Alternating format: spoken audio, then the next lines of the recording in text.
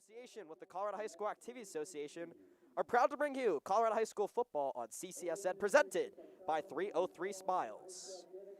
Tonight, it's Week 4 Centennial League action between the visiting Bruins of Cherry Creek, hosted by the Trailblazers of Overland. Now we welcome you into the broadcast booth to say hello, friends. I'm Benjamin Paris. My partner is Matthew Anderson, and we are happy to welcome you into the Stuttler Bowl on the final Friday night of October for Colorado High School football on CCSN. Matthew, we got through the first 3 weeks. The season is officially halfway over, and now the push for the playoffs is really on. We're going to take a quick look at the Centennial League standings in tonight's CCSN game preview presented by Raising Cane's Chicken Fingers. Yeah, but qualification to the abbreviated 2020 postseason is going to be all about your record. How many wins do you have? And for the Centennial League standings for this week, 2 undefeated teams remain. Your number 1 undefeated Cherry Creek Bruins, and to the east, the number 5 Eagle Crest Raptors. We'll see an awesome duel between these teams when Cherry Creek and Eagle Crest face each other in the 6th week of the regular season. With 3 games left, Arapahoe, Grandview, and Cherokee Trail are in the middle, and they're in the race to the playoffs by the skin of their teeth. Unfortunately, Smoky Hill and Overland look to be out of contention for the playoffs. Now let's take a look at last week for tonight's team. Of course, for Cherry Creek, it was more of the same, and unfortunately for Overland, it's the same story. Yeah, we had 2 super high-scoring games last week, Ben. Cherry Creek with its first shutout of the season, 37-0. Overland couldn't keep up with the pace of the Eagle Crest Raptors. Coming out of this week, a couple of big roster changes for Cherry Creek. They're out with some key players tonight, Matthew, including pretty much the entire starting defensive line, and that's a result of the world that we live in right now. With addition to hurting Creek's personnel in some areas, what does it mean for Cherry Creek tonight? Well, Ben, losing the D-line and other key players is a disappointing loss for Cherry Creek tonight, but I challenge you to instead think of the players that are stepping up for their first time tonight, suiting up for their first time. They have a real opportunity to impress the Cherry Creek coaches, make a real impression. Cherry Creek obviously is down a couple talented players, including Gus Alinkus, Arden Walker tonight. But on the opposite side of the balls, who's Overland going to be relying on? Overland's got a lot of talented players, but tonight we're going to focus on key 4 talented Trailblazers. Number 5, Jaheim Roper, an Ironman player as a key wide receiver and defensive back. First game, he had an interception, 10 tackles, and 91 kick return yards. Number 14, Ismail Sissa, is only a sophomore, but he's already making big plays. You see that stat, 11 yards per reception. Number 22, Khalil Ali Fisher, is the leading rushing Trailblazer and leads in forced fumbles also. He's playing on both sides of the ball. Finally, number 77, Florestan Huckporti of the O-line, is an absolute unit at 6'2", 305, and he's no stranger to the bright lights of the Stuttler Bowl, where he has played as a varsity lacrosse goalie. Matthew, it's a lot cooler in Greenwood Village than it was last week as we take a look at the CCSN weather update. Here right around 7 o'clock in the Denver metro area, 52 degrees and a slight wind coming out of the northwest at 4 miles an hour. It's going to be a great night for football. Halloween spirit is in the air. Election day as well. But first, we have Colorado High School football on CCSN coming up right now on the Cherry Creek Sports Network. We're going to take a quick break. We'll be right back.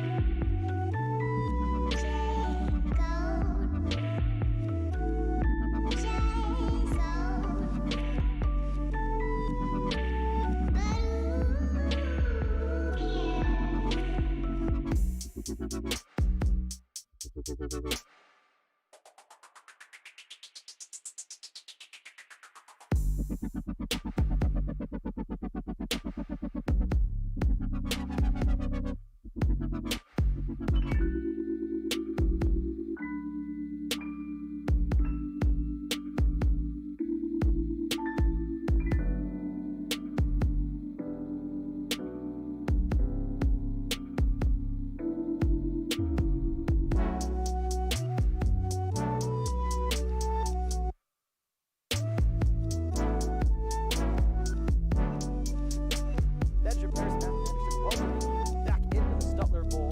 Matthew, Cherry Creek won the statewide toss. It was Texas and all the elite teams across the state of Colorado won the toss this week. So it looks like they deferred and will kick off to the Trailblazers to start today's contest. Ronan, the leg page, is going to get us started here tonight.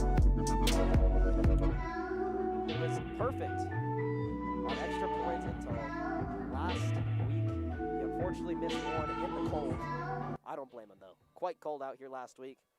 But here we go. Week 4 from the Stuttler Bowl is underway on CCSN as Page kick will go into the end zone for the touchback, and Overland will start on offense this evening. Matthew, what can you tell us about this Overland offense? Well, they're a versatile team, Ben, and they're just out tonight ready to prove what they've got. Cherry Creek, of course, down on their D-line, so they have a real opportunity, maybe explode here in the running game because that D-line will be weaker.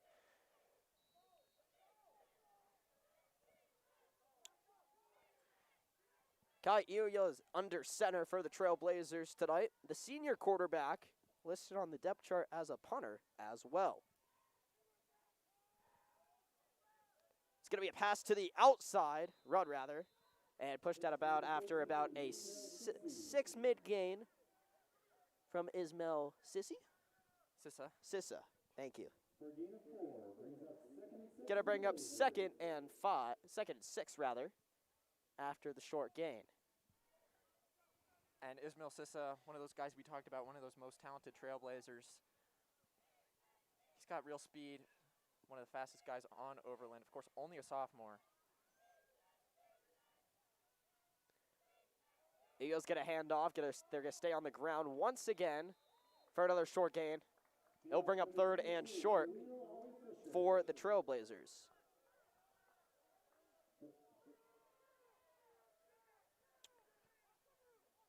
Some new guys lining up front for Cherry Creek tonight. We talked about that a little bit earlier. And we'll see what Overland elects to do here on 3rd and 2.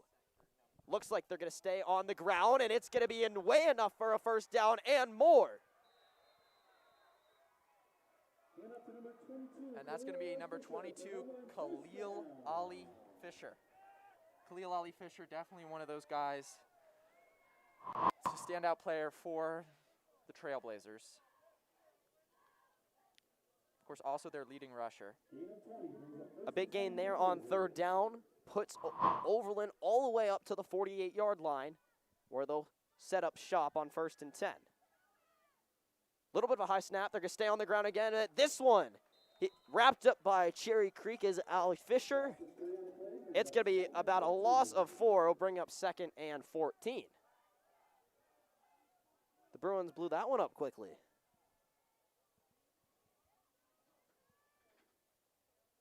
Cherry Creek with a lot of subbing already tonight on defense.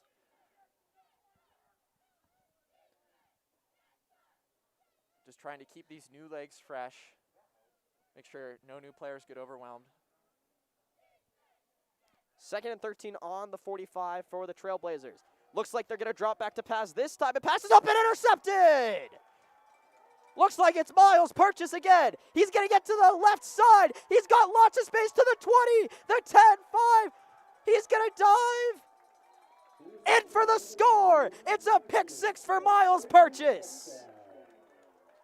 Wow.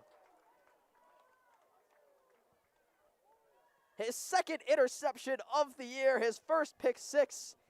And that's a great sneak preview for tonight's Next Level Bruin, Matthew. We'll be talking a lot about Miles Purchase tonight ahead of his commitment tomorrow. We sure will, Ben. We'll talk about him at halftime. He, of course, is our Next Level Bruin for this week, and he's ruined our graphic. We had a 4 pick 6 graphic. Now he's got 5. So that'll be outdated. That might be the longest extra point I've seen Paige ever kick. He got all of that one. It's up and good. Bruins on the board and haven't had a snap on offense yet after the pick six from Miles Purchase. Man, that guy scored. For a guy who isn't technically on offense, he scores a lot of points, Matthew. He sure does, Ben, and he is going to keep the defense on the field. Number 3, Jameel Humphrey. And number 13, Ishmael Sisi, back to return for the Blazers. So number 14, Ismail Sisa, back to return for the Blazers. So, with just a minute and 46 seconds off the clock, the Bruins are on the board, and they're set to kick off as they did not have all of their kickoff personnel on there, as Carlson Tan will sprint onto the field so Paige can kick off. A low kick there, and taken in by Overland. After a cutback move wrapped up inside the 25. Maybe a shake from Bowden? I don't think that one was planned. I don't know, Ben, but it certainly didn't give Overland much of an advantage there, of course. Them only coming up with 4 additional yards. So with 10:08 left in quarter number 1, the Overland offense will take the field for the second time tonight. And Ilya's lining up under center. Brown in motion will go behind him and then get the handoff. And he's wrapped up by a few Cherry Creek Bruins. What looks to be about a 3-yard loss will bring up 2nd and 13.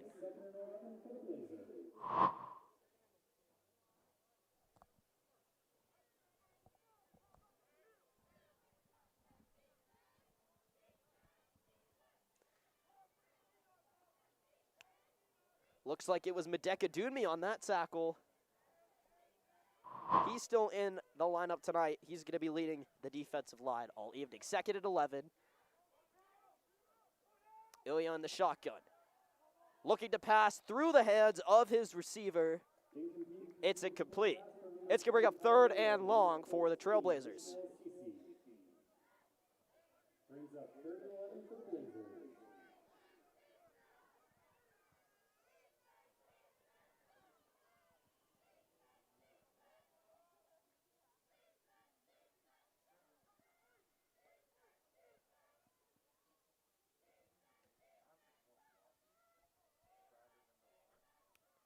Third and 11 now. Trailblazers on their own 23. They've got 2 wide receivers on the top of the screen and 2 on the bottom. Wolfrick and Ashford mashing up with the receivers on the bottom. Ilya dropping back. Looked to be a screen play. Short pass completed to Ali Fisher. It's going to be short of the yard to gain on 4th and long. Punt teams will come out on the field. With the ball on the 28-yard line, Miles Purchase lined up on his own 42.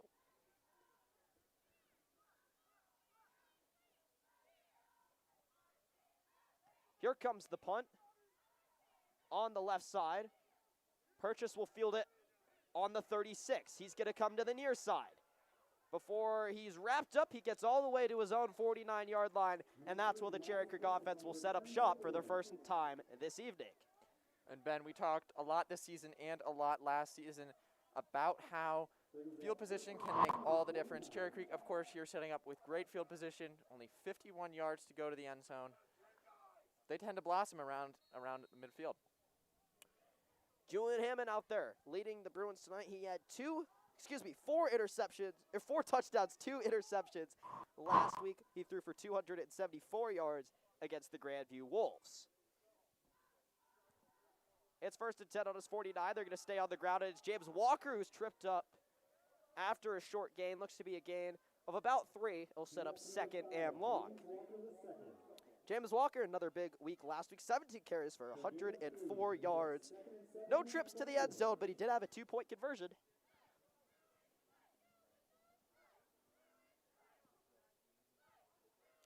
So on 2nd and 7, looks like Penry will go to the top of your screen, Kai O'Day to the bottom.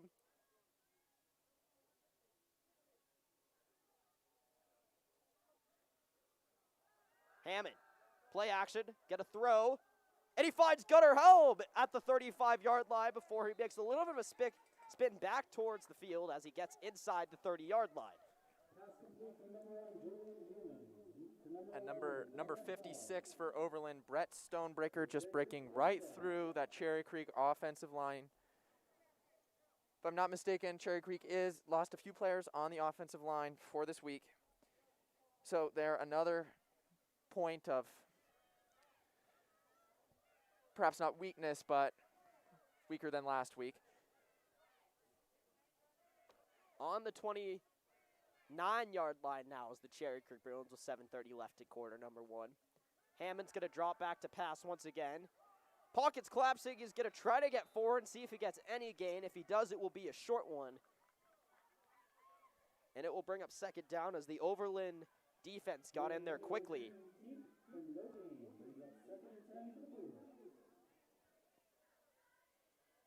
So we're going to say no gain on the play, maybe just a few inches. It's going to bring up 2nd and 10.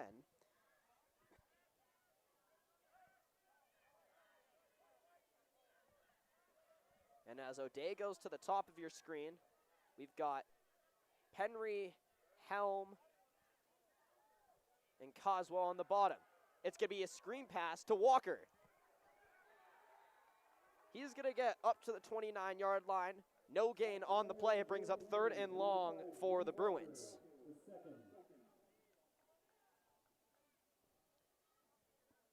Tackle made by number 13, Serge Garner for no gain. Brings up 3rd and 10 for the Bruins. So just about halfway through quarter number 1 where the Bruins lead 7-0. Got a 3rd and long coming up on the Trailblazer 29. Cherry Creek with their first freshman. Oh, looks like we might have some encroachment up front.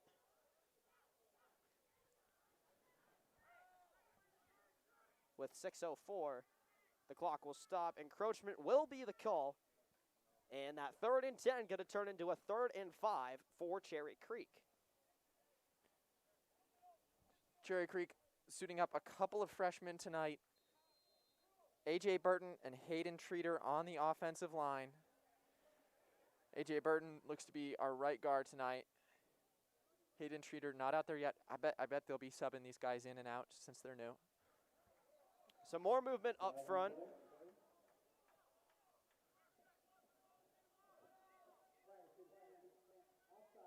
It's going to be offsides once again. So on 3rd and 10, after back-to-back offsides penalties from the Trailblazer, it gives Cherry Creek a free first down, and that's not what you want to be doing, is giving teams free first downs on 3rd and 10.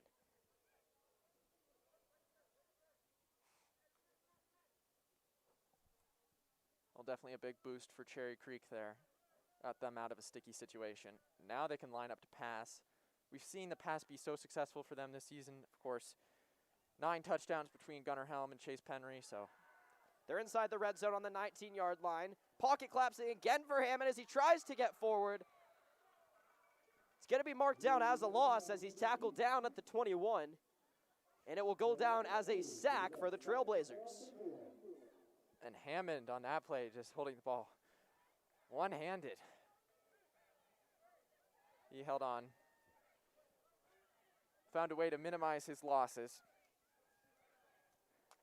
It's one thing Hammond can do so well. Think quickly while he's in the pocket under pressure. Say he's got a slow heartbeat. That's a slow heartbeat at work right there. So that will bring up 2nd and 12 as Pollard will be in motion.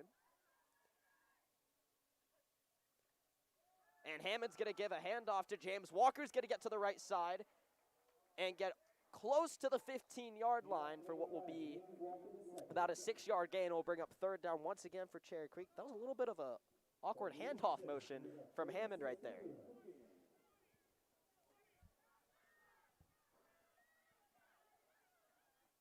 Third down coming up for Cherry Creek. They're on the 15. And they'd love to keep this drive going.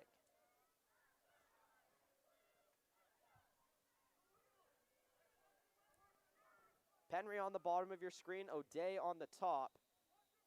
And we've got a timeout on the Cherry Creek side of things. Coach Logan, never hesitant to take timeouts in any quarter of the game. We'll take one here in quarter number 1, their first of the half.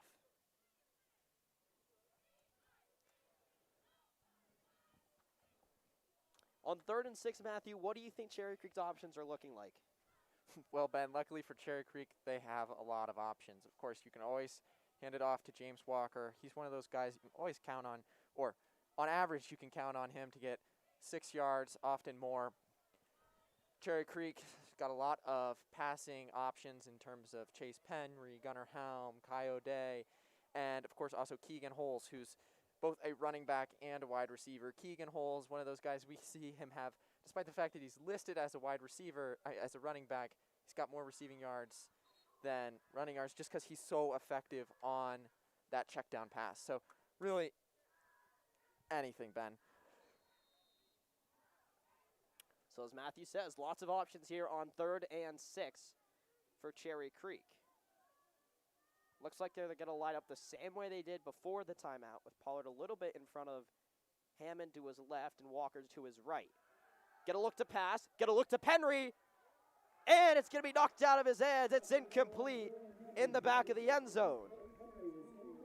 So that will bring up 4th and 6, and it looks like Cherry Creek has a little bit of a decision to make. And what a play there from Overland's number 9, Elijah White. Just ripping the ball out of Chase Penry's hands. That shutdown defense. He, of course, is a senior, featured tonight on senior night. So Elijah White, playmaker there. Bowden Page with his first field goal of the season. We're excited for this. From 32 yards, something happened there. And I don't think it's what Cherry Creek wanted. It looked to be blocked. I don't know. It all happened so fast, but it looked to be blocked. It looked like Julian Hammond was out there for the hold as opposed to Shreya Sriram. Yes. Well, let me tell you a little bit about this, Ben. Cherry Creek needing to suit up a lot more O linemen, D linemen to make up for their losses this week. Said to Shreyas another week. So Shreyas is, of course, at home tonight, watching the game, supporting his teammates from home, and Julian Hammond is holding. Well, that might have been Julian Hammond's first ever hold attempt there. It's going to be a pitch to the right side for Overland this time. And it looks to be a big gain there for Christopher Lindsay. And it's going to be a Trailblazer first down.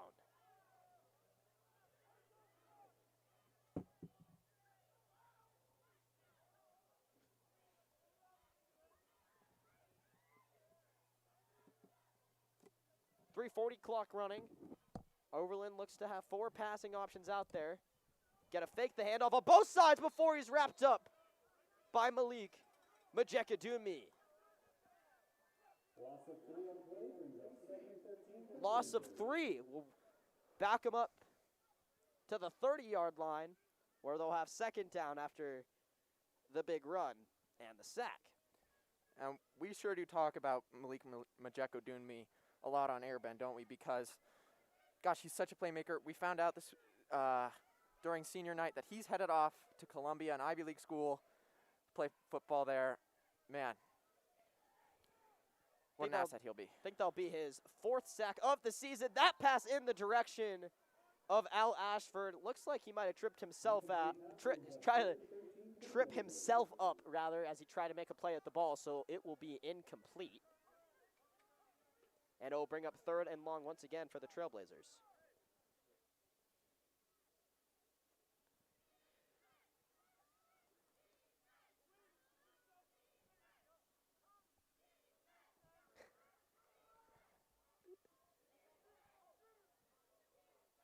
So 3rd and 13 with 2:50 left in quarter number 1, where the Cherry Creek Bruins lead the Overland Trailblazers 7-0 early on in the contest. Cherry Creek ringing the blitz. And it's going to result in another Cherry Creek interception. Miles Purchase has his 2nd interception of the game, his 3rd of the season. As Ilya was getting rushed, we take a look here.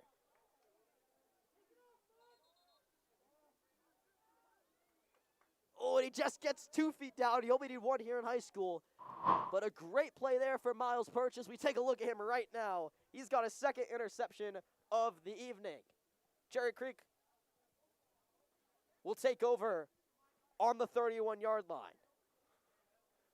And that's that great field position. Overland with a player down right around the 15-yard line. I have the binoculars out, Ben, but I couldn't say exactly who that is.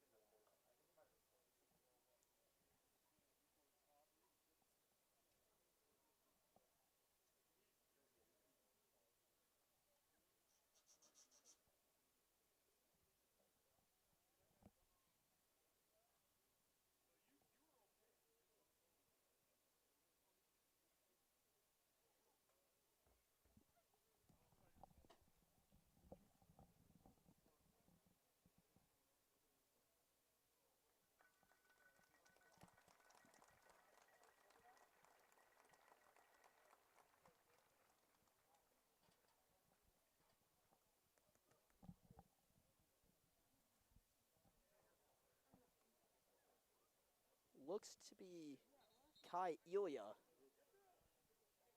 heading off to the Overland sideline, the quarterback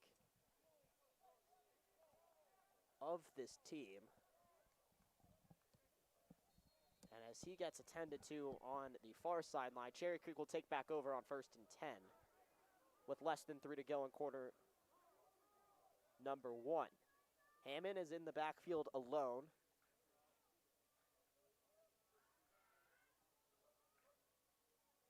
And he's going to go to his right side right away to Gunnar Helm, who shakes off 1 defender, then gets through a few more for a 9-yard gain, opening up 2nd and 1. Great display of breaking tackles there from Gunnar Helm. He's been doing that all season long.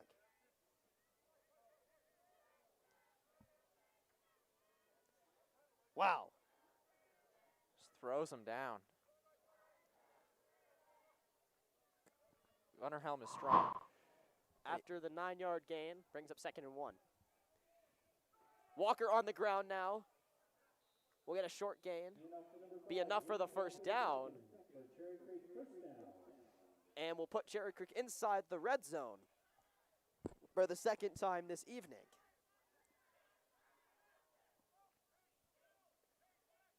On their last drive, they had a field goal blocked on 4th and 6. So now on the 16, it's 1st and 10. Lining up here with 4 passing options. This seems to be something Cherry Creek is really fond of doing. Of course, another flag there. Brett Stonebreaker went straight through the line, maybe trying to guess the snap count. Couldn't say, Ben, but that's going to be an offsides call. Give Cherry Creek those 5 yards. Saw that penalty from Overland in pretty much this exact same spot last week. Straight through the line, and he knows it's going to cost his team 5 yards. Well, I'll bet he won't make that same mistake. So now it's 1st and 5 on the 11 for Cherry Creek. They've gotten 15 yards on offside penalties so far just in quarter number 1. Hammond looking to his left, but first we've got whistles. And I think it's going to be a delay of game call. Indeed. So the offsides and the delay of game will offset. It will bring up 1st and 10 for Cherry Creek. Back them up to the 16 now.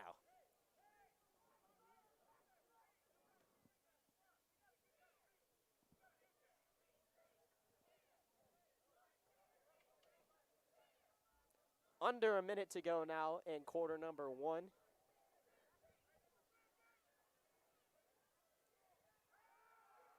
The left side to Penry is where the Cherry Creek offense will go, and he's going to be wrapped up for a loss. Mark him back at the 19 or 20-yard line. Pass from Jordan Hammond to number 6, Penry.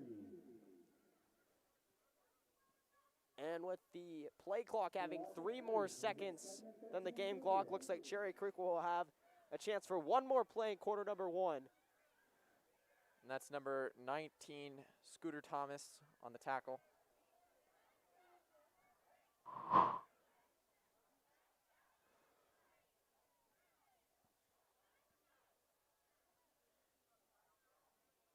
And it looks like Humphrey might be experiencing some pain up on the far sideline. In addition to that, Ilya looks to be on the training table sitting up.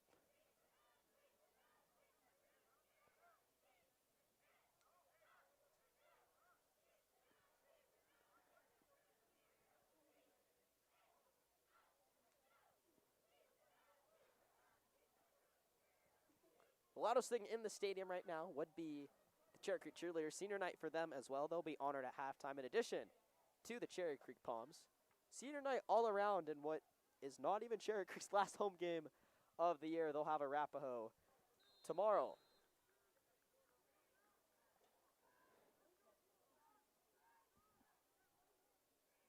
Oh, next week rather. Apologies. I want to play if they play tomorrow. Saturday football is usually the best type. Michigan State going on tomorrow. Any other big games, Matthew, around the world of college football? Not that I can think of, Ben.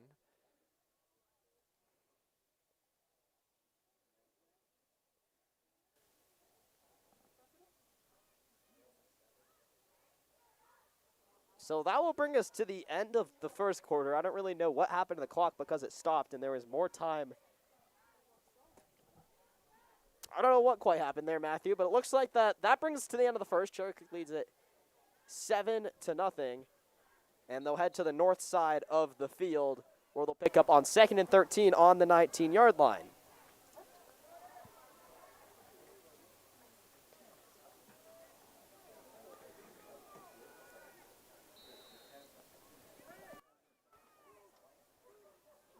So here comes the first play of quarter number 2 with 3 wide receivers on the top of your screen.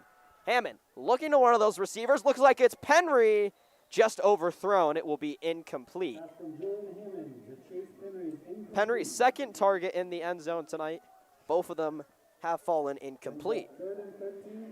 Brings up 3rd and 13 now for Cherry Creek.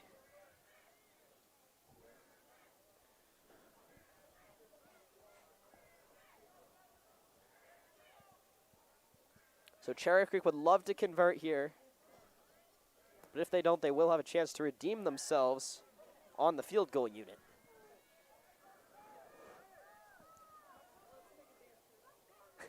Third and 13. And it looks like a false start. Corey Hannaford, the senior offensive lineman, looked to be the first one to move. So the 3rd and 13 will turn into 3rd and 18, and just a harder time for Cherry Creek. There he is, and he is not happy about that one. 3rd and 18, that's a long conversion, Ben. My guess is you can expect a pass play here.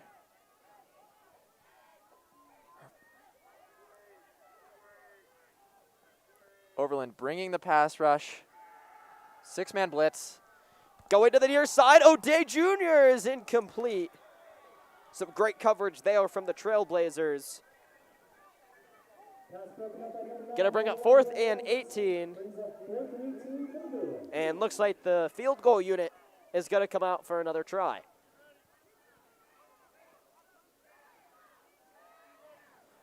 That again, Elijah White on the coverage, that breakup coverage that we talked about. Really well played by Mr. White there. This one's gonna be from 41. We know Bowdoin has the leg. And it looks like offsides will be the call. Just trying to get another block there.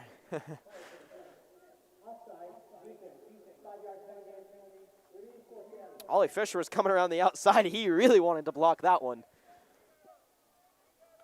Well, we've seen Bowdoin knock down 50-yarders in practice, no problem. So barring that it doesn't get blocked because the defense gets through, I mean, the 36-yard attempt is up, and it is good. Bowdoin Page with his first field goal of the year is from 36. The Bruins add 3 more to their score. It is 10-0 with 11:44 left here in quarter number 2. I like what I saw there. Me too, Ben. We don't call him Bowdoin the leg page for nothing, I suppose. Have to check, but I think if we flash back to week 4 last season, if I'm not mistaken, we played Pomona, and Alexi the Leg Ventura hit something in the area of a 40 to 50-yarder. You'd have to fact check all of that, though. That's just based off memory.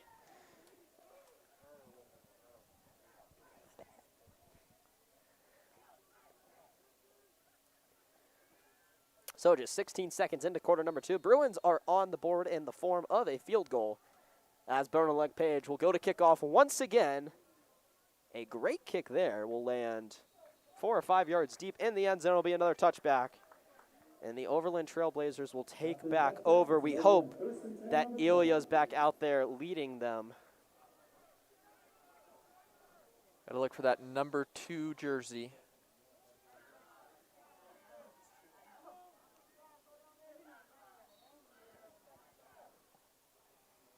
Looks like Kamari Onez, number 18, the sophomore quarterback, is out there now for Overland. 18 like Peyton Manning, pretty good number for a quarterback. He's under center. And he's going to hand off the ball. But Majeka Dunmi is going to wrap him up real quick for a 2-yard loss.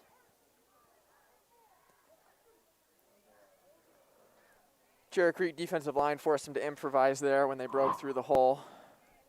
Yeah, you see he's going to hit the hole, then he's got to move, and Majeka Dunmi slides off his man. Kind of looked like he just clapped his hands together and he came down.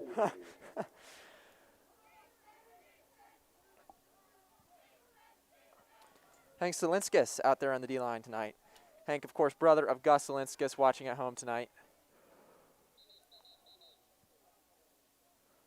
Timeout for Overland. With that, give a quick shout out to Gus Zielinskis. Wish we could be out there tonight, but thanks for tuning in to the Cherry Creek Sports Network. Gus actually in the broadcast media class, so he contributes to these broadcasts from time to time. So thanks for tuning in, Gus Zielinskis. We hope you enjoy the show.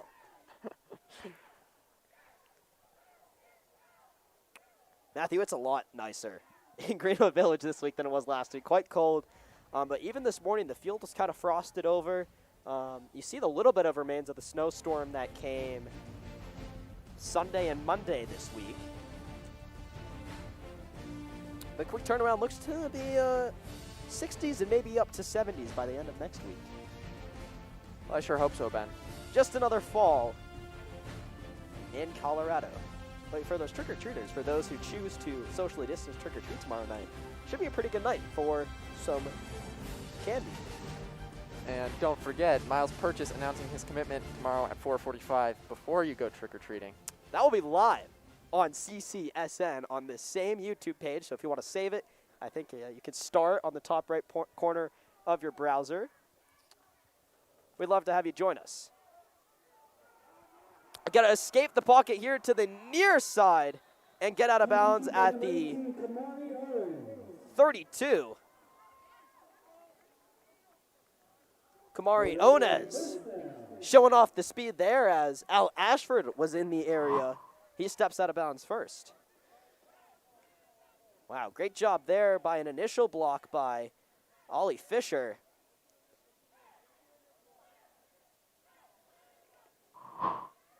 And that will get them a significant amount of yardage and give them 1st and 10 on the 32.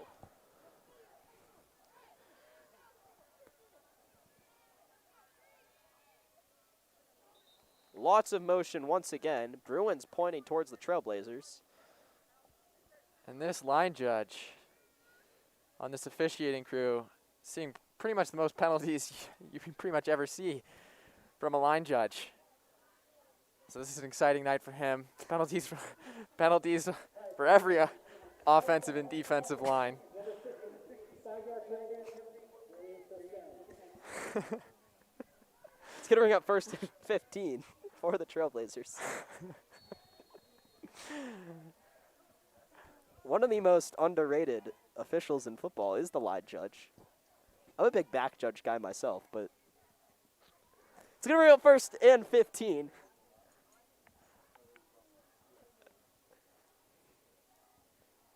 And once again, Onez, the junior quarterback, out there for the Trailblazers. Looks to be in the shotgun. Might see his first passing attempt of the evening. Questions about the play clock. Play clock went to 0. I'm not sure if it was reset after the penalty. But Overland said they called a timeout. All right, results in an Overland timeout. That will be a 30-second timeout. Their second charge timeout of the half comes with 10:56. And during this timeout, Coach Doherty talking to the Cherry Creek defense. That's one thing, this coaching staff really has a pretty profound impact on their players. They came off the sidelines after the previous possession. Coach Doherty comes over to them with an iPad. He's showing them, here's what you could have done better, and here's what we're seeing in the offense live, right there on video. They got a cam in the booth next to us on the whole field. Doherty, of course, using that to his advantage. And these players, they're smart, they're focused, they listen, they use that knowledge. That's one of the things that helps Miles Purchase come up with so many interceptions, is he knows where the ball is going to be, like a psychic. Except he's not a psychic. He's just leveraging the power of Coach Doherty's iPad. From what I hear, he's going to be committing to a Big 12 program tomorrow. And the two that he has offers from, both in the top 25, so he really can't make a bad decision when the time comes tomorrow to make his commitment. Ona's going to drop back to pass, and he's going to be wrapped up. Medeka Dunmi, in addition to Ed Pilato, there for Cherry Creek. And as he dropped back to pass, ball was in the left hand. Did not notice that the first drive. So we've got a lefty southpaw in there now for Overland. Well, and let's talk about Ed Pilato for a minute, too. Ed Pilato, he's a junior. He's not typically a starter, but with a couple guys out, he's in this week, making a big play there. He's one of those guys where he's got a real opportunity to prove himself to these coaches tonight. And, he works hard. I'm sure he will. Mark it down as his third tackle of the year. As Otis was going down, he gets the pitch away, but it's wrapped up behind the line for the Bruins. It's going to bring up 3rd. And way long for the Cougars. Going to be 3rd and 21 in this 2-possession contest. That is deep, deep territory, Ben. I think we will see Mr. Kamari Onez go for the pass here. Take another look at Miles Purchase. He'd love to get his 3rd interception of the game right here. Onez looking towards the bottom of the screen, and he's going to be wrapped down again. Not quite sure what the play call is. Going to be another sack and bring up probably close to 4th and 25. The line to gain is the 42-yard line. They're back on the 17, and the punt team is out there. Miles Purchase back to receive. Miles Purchase ready to give this Cherry Creek offense some good field position. He's a guy who's got 80 punt return yards per game, and part of that is because he's got a 4.5 40-yard dash. Very high snap. Just gets it away over the heads of all the Cherry Creek defenders. With a nice Cherry Creek bounce inside the 45, they'll take back over.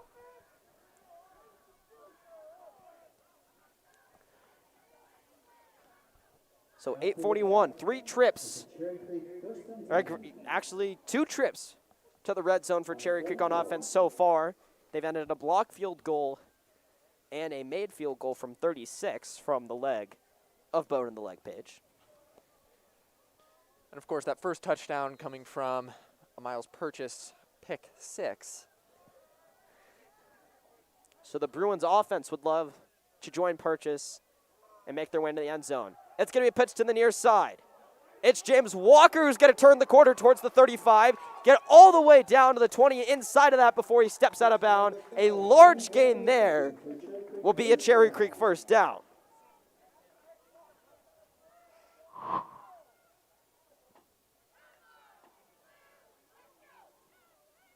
And Walker had lots of space to his left side. Great job turning the corner and showing off the speed before stepping out at the 20, not the 24, the 14.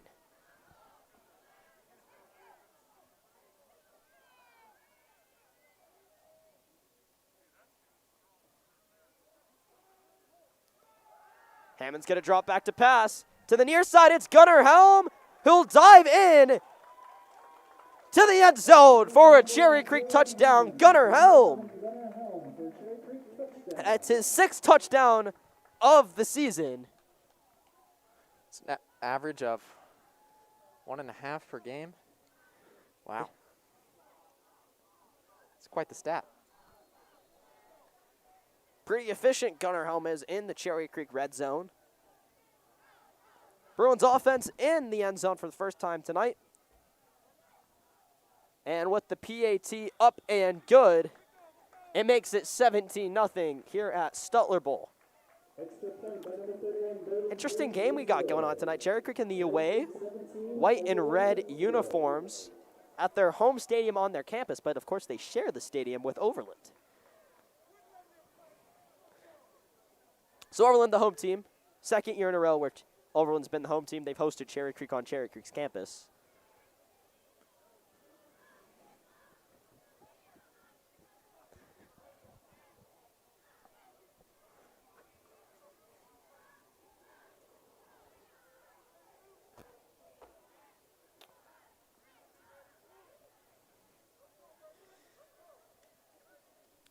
So with 8:27, the Bruins now up 3 possessions. It's 17-0.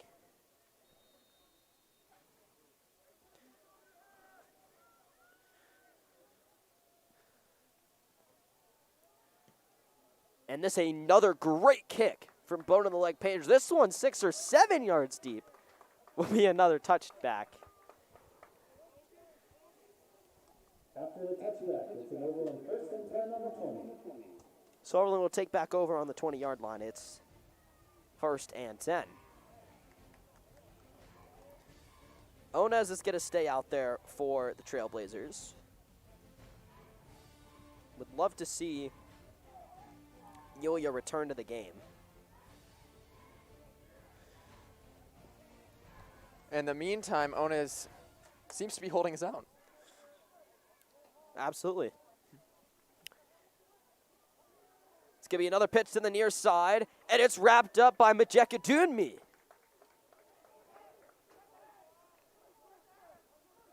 Logan Brantley also in the area.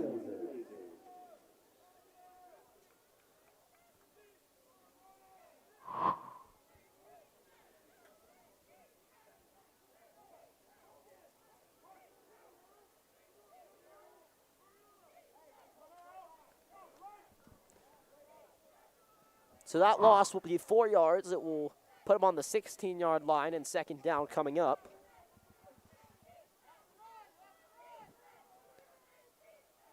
Ona's going to drop back to pass. The pocket collapses. Looked like Blake Purchase was the first one in the area applying pressure. Go down as another sack, bring up 3rd and long. 3rd and 17. See Blake Purchase lining up just a little bit farther than the line, gets through Ollie Fisher and finally gets to the quarterback. 3rd and 17 as we approach 7 minutes left in half number 1 here from the Stuttler Bowl. Ona's going to hand off again, wrapped up by Cherry Creek. Blake Purchase there for the tackle again. And the punt teams will come back out onto the field. Blake Purchase going to work tonight. Tackle made by number 12, Blake Purchase.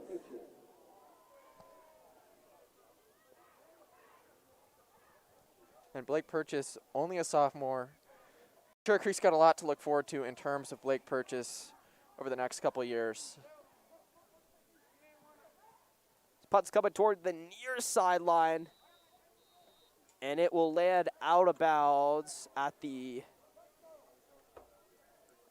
40-yard line is where the official will stop walking. So the Bruins with a 40-yard short field to go. And that's Kamari Brown on the punt. Kamari, he's got an offer to Culver Stockton College, which is a small school in rural Missouri. And it's actually funny, when he announced it, Arden Walker and Malik Majeko-Dunmi were the first to say congratulations. They all play the same position. In addition to punter, Kamari Brown plays middle linebacker, defensive end. Colorado High School football, the community is like nothing else, and they got some serious credit amongst the nation last week, as Kyle Day gets a completion up to the 31. Nico Marchiol, transfer student from Regis Jesuit, who actually lived in the Cherry Creek area and should have come to Cherry Creek. But Nico Marchiol, transfer student to Arizona, was featured on his team was featured on ESPN2, along with a few other Colorado transfers that happened due to the pandemic, and they got some serious credit in Colorado football. A little bit of an eye-opener last week as Nico Marchiol led his team to the win in Arizona. So I think we're going to see a lot more products come out of here. Christian McCaffrey, probably the most notable right now. He played at Valor Christian before he went to Stanford. And I think he's returning to the Panthers this week after his injury. Hammond get a pass again to Chase Penry as he'll get up to about the 25, up to the 24, and it will be enough for a first down. So Christian McCaffrey is returning to the Panthers? I think so, yeah. Well, that's good for me because he has been out on my fantasy team, and I just kind of gave up because he's pretty much my only player that scores any points. I would be 7-0. Humble brag. I'm 7-0.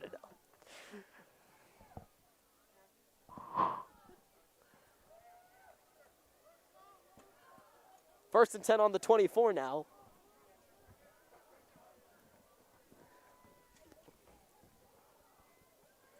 With 5:30 left in half number 1. Hammond's going to hand this one off to Walker. He's going to go straight up the middle and get all the way up to the 17-yard line for a 7-yard gain. Bring up second and short for the Bruins. They're back in the red zone.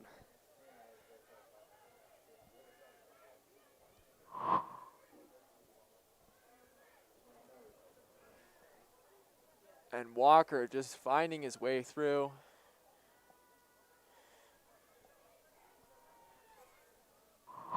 Finally wrapped up there by number 7, Morris Davis. Walker's going to take it to the right side this time. He gets to the 10 to the 5 and going to be close.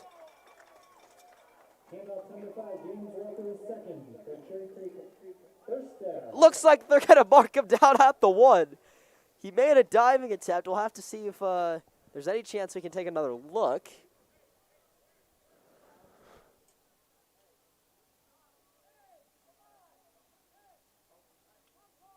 So we saw the replay cam. Pretty ambiguous. Hard to say. He definitely didn't nab the pylon, so. First and goal from the 1. In a similar spot, I think it was last week, Hammond took it in himself, so we'll see what they do this time. But first, some whistles and another delay of game for the Bruins, and Coach Logan is not happy about that one.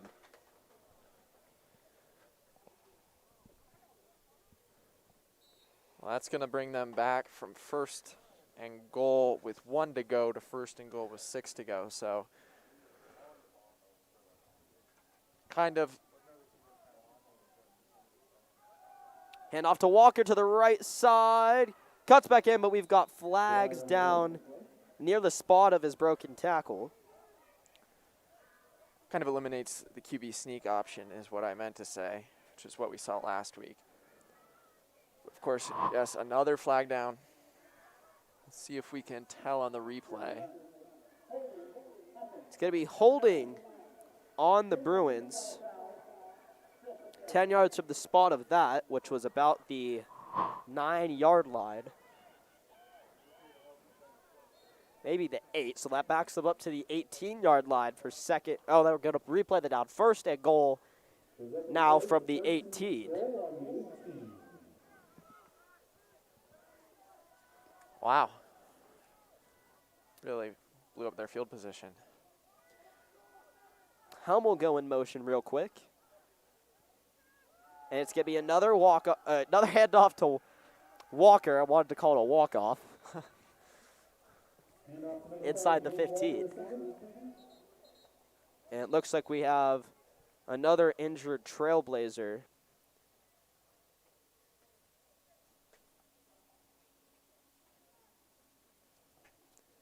In between the 15 and 20-yard line.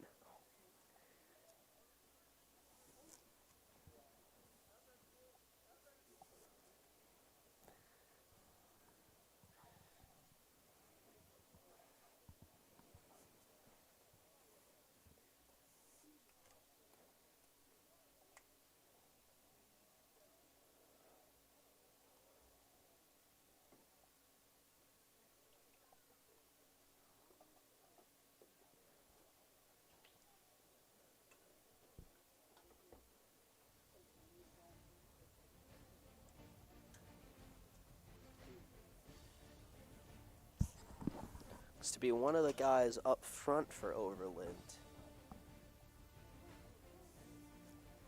For now, the Cherry Creek offense has another chance to talk about what they'll do on second and goal coming up for the 14.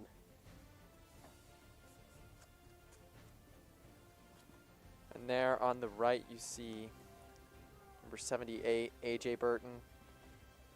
One of those freshmen stepping in O-line. Of course, also Coyote Jr.,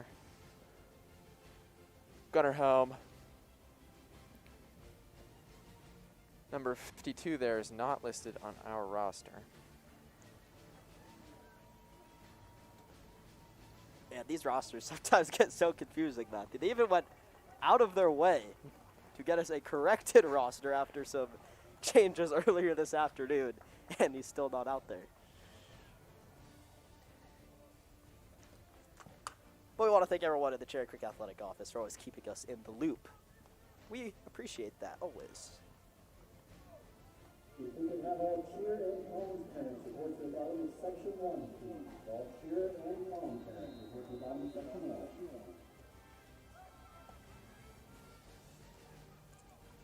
All right, we'll pick back up. Second and goal from the 14. Pocket collapsing for Hammond, and he can't throw the ball away. Big sack there from Overland. Sack by number 56, Brett Stonebreaker will take him down, and it's going to bring up third and a very long goal from the 24-yard line for Cherry Creek. We take a look right here. Brings up third and goal and Overland 24. Wow. Just exploding through. See some emotion up there on the top of your screen from the Trailblazer coaching staff. Brett Stonebreaker, more like Brett offensive line breaker, and He's going to drop back to pass. Hammond going to try to escape the pocket, but he can't. There is a flag down on the 34-yard line, which is 10 yards behind the line of scrimmage. That was a crazy play. There was a lot going on there. I didn't even know what to process. Wow. All these guys breaking through.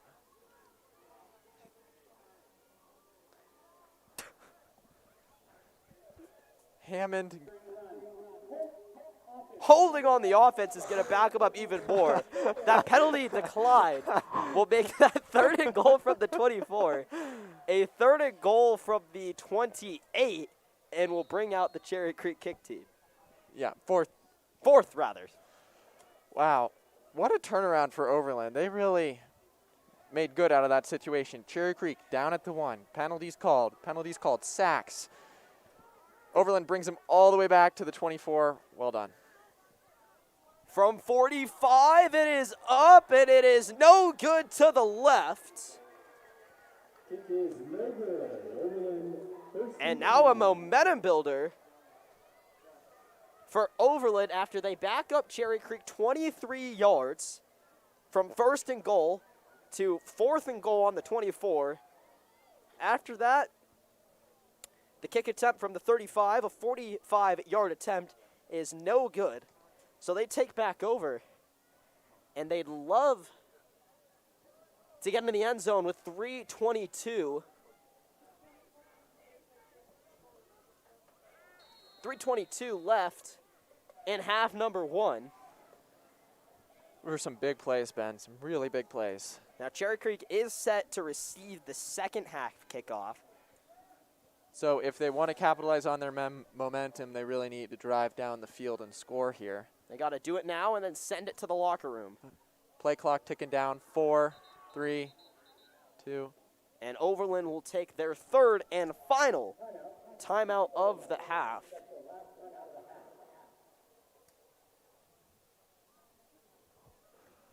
And that's a With multiple hospitals urgent care and specialty clinic locations across Colorado, UC Health celebrates high school. that's a real bummer for Overland. They're not going to be able to use that timeout later when they're driving down the field. Athletic trainers of Cherry Creek School District.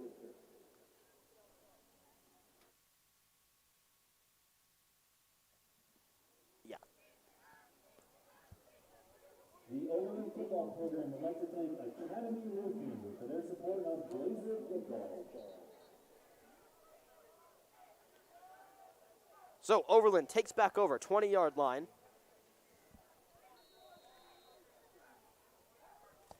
Ona is still out there.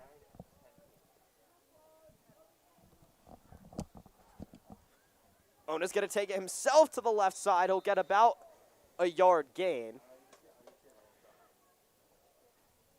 And Onas, I mean, I bet most high schools wish they had quarterbacks as mobile as Kamari Onas and as Julian Hammond, because they really find a way around the pocket.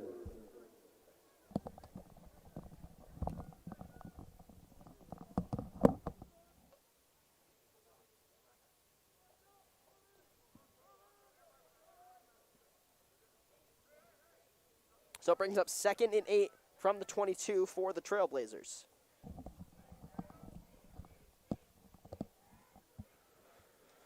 High snap. It's got to be a handoff. And get all the way up to the 29,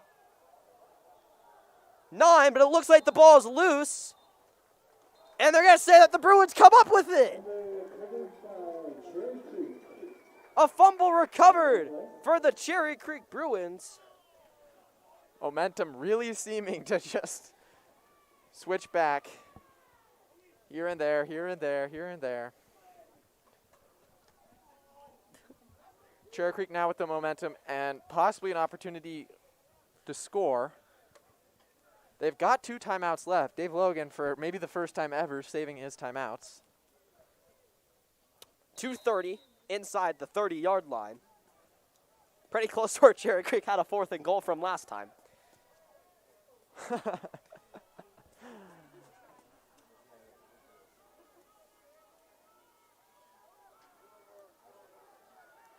Hammond Hit a little bit of a pass to Carlson Tan to the near side as we get close to the 24-yard line. That was Chris Lee, actually.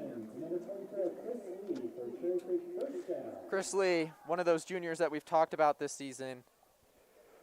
Actually, we would like to remind all our cheer and homes parents to please report to the bottom of section 1.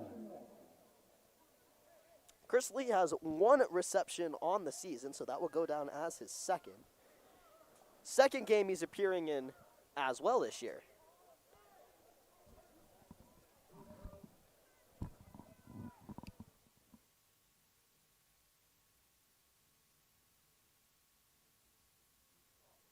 I'm going to drop back to pass again. It's Chase Penry, and he'll get in for the score.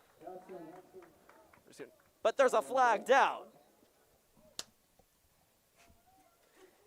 Flag down, leaves the status of this touchdown up in the air. Chase Penry, a couple of unbelievable plays this year that have been called back due to flags. It's going to count. It's going to count this time, though. Wow. He made a highlight reel grab. A one-handed grab last game that was unfortunately called back due to, I think it was holding on the offensive line or something like that. But he made quite the reception last week, and it was unfortunately called back. This one's going to count for Chase Penry. The flag is on the defense. It's a face mask. They're going to assess it on the kickoff. The touchdown will stand. So, Chase Penry, his first touchdown of the evening, and his 6th touchdown of the season. The touchdown race between him and Gunnar Helm is still very much alive. They matched each other at 6 after both coming in with 5. Extra point up and good. It is 24-0 with 1:37 left in half number 1. And let's see how deep the kick from Bowden the leg page goes here. Now that he's going to have this extra field position due to the face mask on the scoring play, which will be assessed on the kickoff.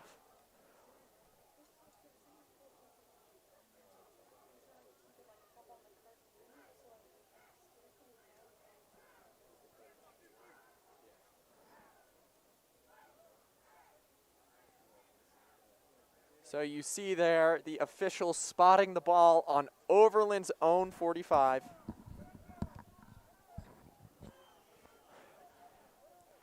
It's going to be easy work for Bowden Page. Just send it deep. Now, Matthew, do you try to finesse something here, or do you just boot it through the back of the end zone? Well, maybe try to put it through the uprights. Well, looks like he is going to try to finesse something here because he's only lining up 3 steps back.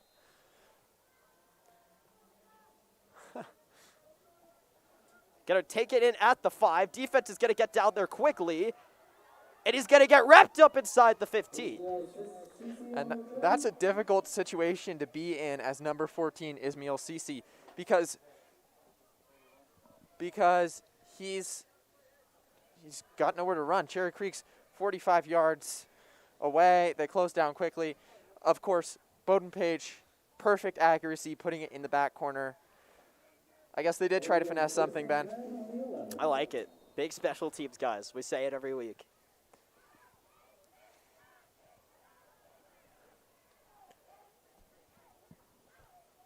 .132 is what Overland has left on the clock.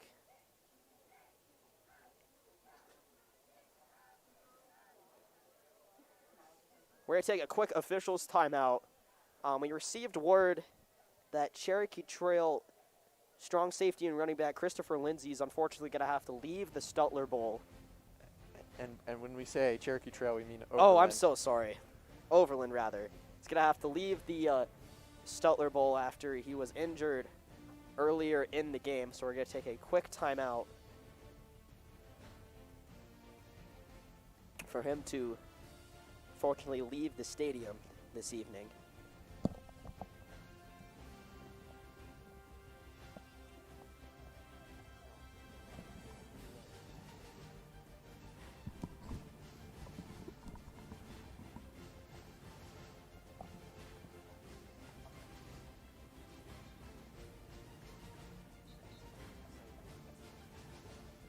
As he is unfortunately carted off and out of the premises.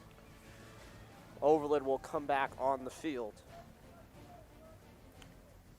Man, that really puts a feel in your stomach, Matthew. You never like to see someone go out like that, especially in high school sports.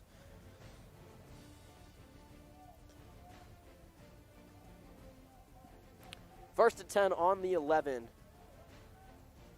It's where the Trail Blazers will start.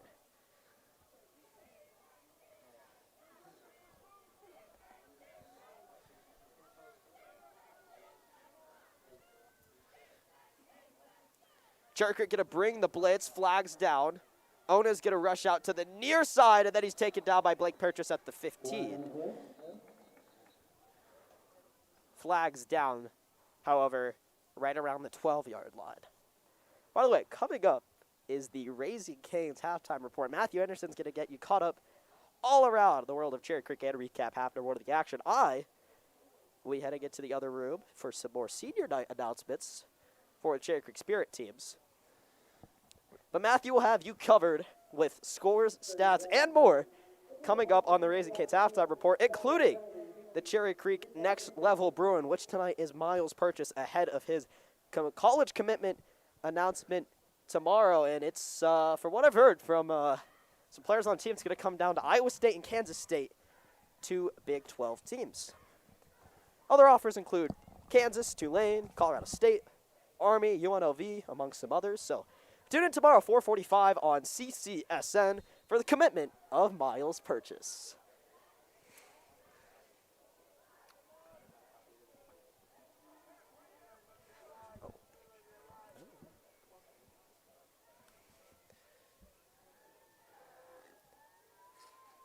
Ona's going to keep it on the ground.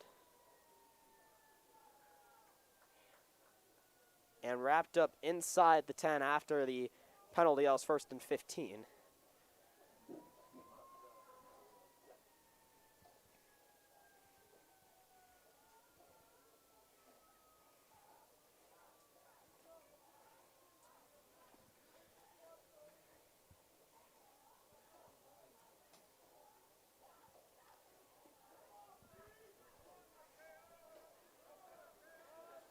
.45 seconds left in half number one from the Stuttler Bowl. Cherry Creek Bruins lead at 24-0.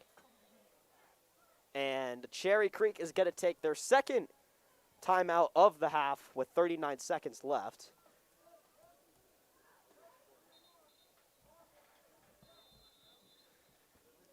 They pointed to Cherry Creek for a timeout. Turns out they're just going to reset the play clock.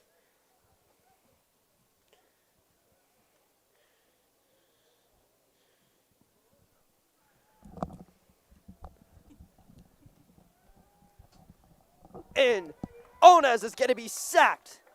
Ed Pilato once again. 70, Ed Pilato on the sack for the Bruins.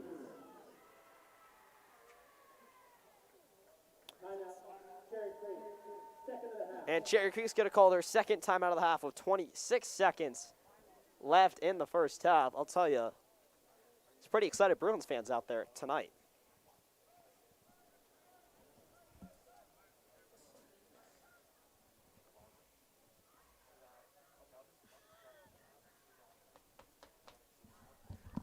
Johnny, put that graphic up. Johnny, put that graphic up. Johnny, put that graphic up.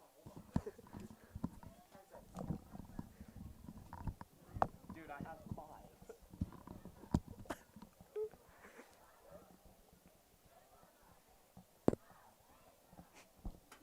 Johnny, I think you can wait on. Okay, yeah, that's good. We take a quick look around Colorado High School football real quick. Chaparral and Legend at the half. Legend leads 14-0. Cassaville and Valor Christian. The Eagles lead at 28-14. And Grandview and Smoky Hill in the Centennial League. Grandview leads 21-7 in quarter number 2. We send you back out to the field for the final 26 seconds of half number 1. Gonna wrap them up pretty close to the goal line. It's gonna be inside the 2.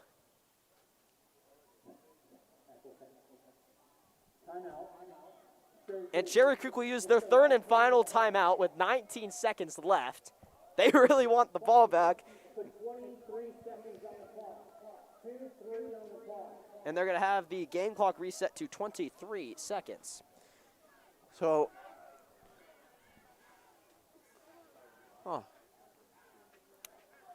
Well, I guess this will give Miles Purchase a chance to maybe do something special to end the first half. or with Cherry Creek having no time. Oh, they are going to go for the punt. So Kamari Brown, back to punt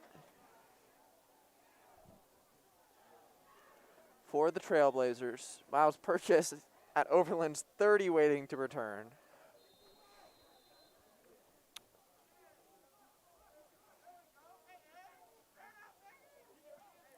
Punt's going to get away.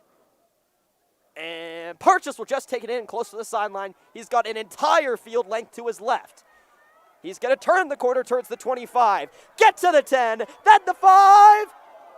Wrapped up inside the 5-yard line, but we got flags down. Wow. Man, he got close.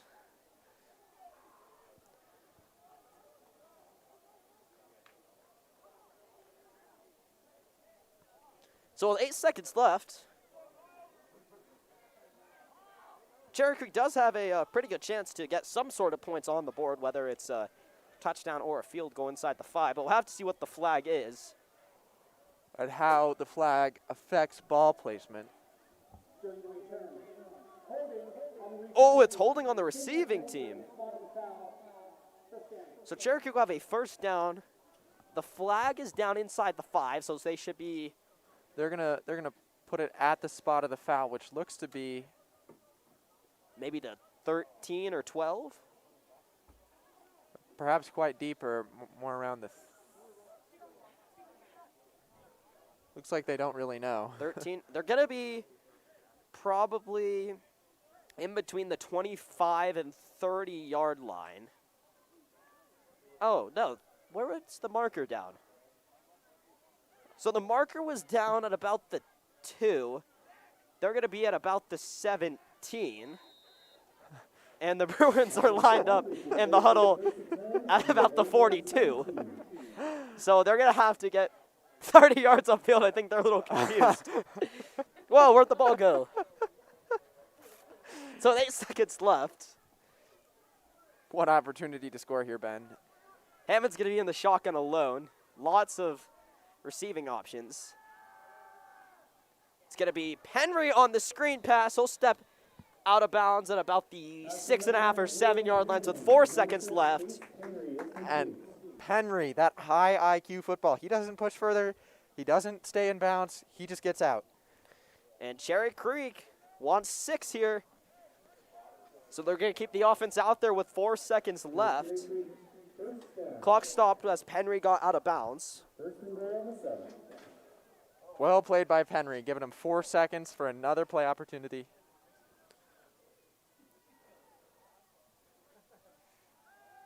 Hammond looking left. Hard bounce from inside the end zone will end up on the ground incomplete. And that will bring us to the end of half number 1. So we're coming up with the halftime show, but before that, Cherry Creek Palms and Cherry Creek Cheer are having their senior night. So at the half, Cherry Creek leads at 24-0. I'm going to leave you with Matthew Anderson. He'll take over with the Raising Cane's halftime report. We'll be right back on CCSN.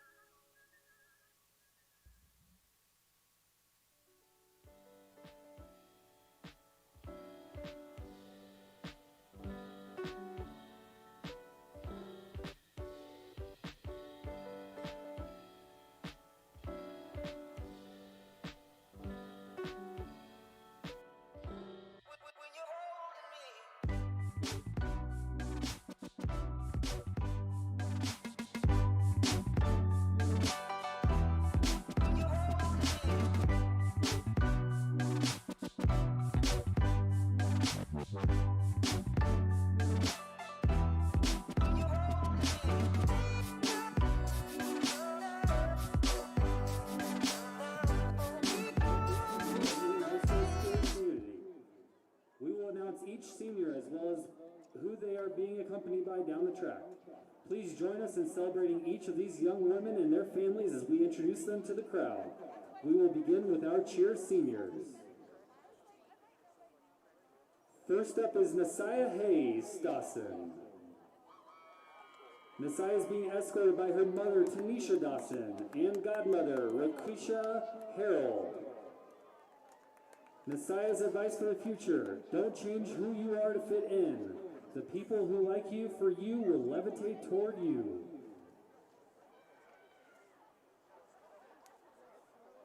Next up is Tasia Brown.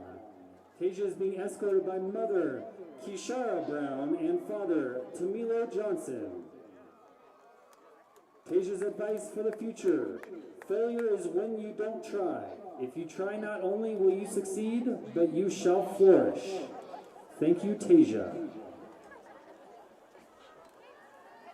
Next up is Melissa Glavin.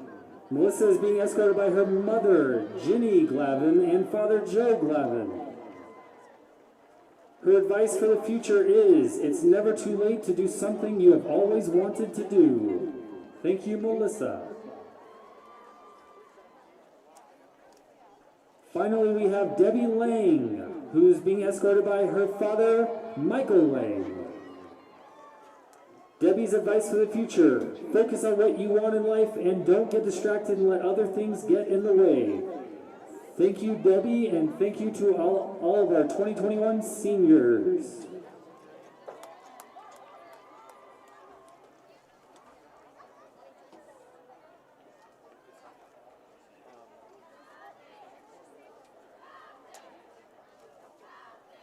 And now for our Palms seniors.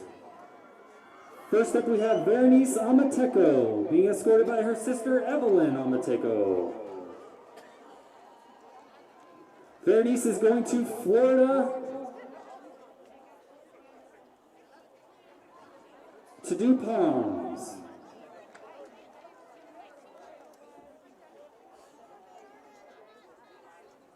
Next up, we have Maria Sanchez, being escorted by stepdad Eduardo Malharejo. Maria's advice for the future is to persevere through challenges. Next up, we have Genesis Diggs, being escorted by her mother, Kathy Diggs, and father, Jermel Diggs. Genesis' favorite memory was state in 2019.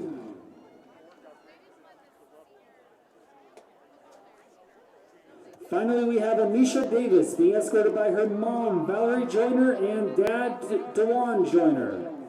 Anisha's favorite memory was cheer nationals.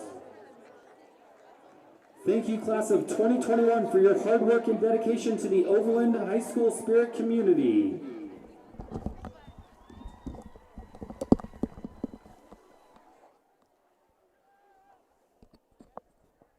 And that, of course, your Overland High School class of 2021 Spirit teams. Up next, your Cherry Creek High School class of 2021 Spirit teams. It is now time for our Cherry Creek Cheer and Palm Senior recognition. We start with Cherry Creek Cheer. Reese Starr is escorted by Scott and Trish Starr. Next year, Reese plans to attend either the University of Colorado Boulder or Arizona State University to study business.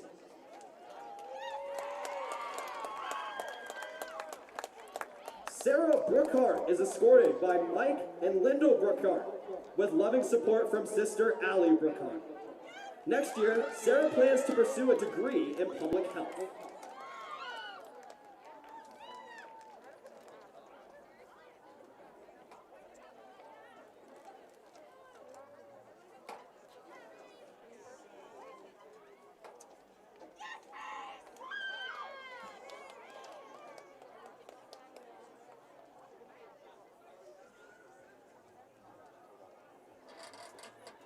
Next up is Sabrina Schwartz. She is escorted by stepmother Ashley Walker Schwartz and lovingly supported by father Joel Schwartz and mother Erica Shearer. Next year, Sabrina wishes to attend Clemson University, where she plans to pursue a degree in criminology.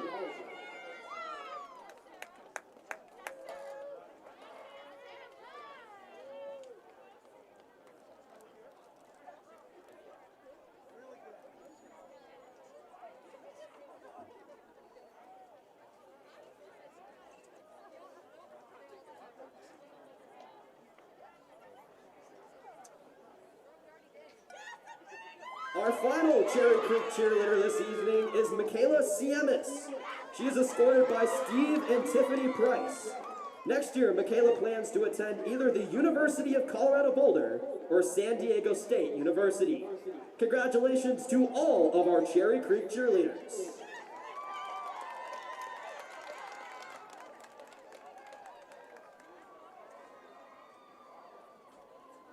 And now for our Cherry Creek Palms.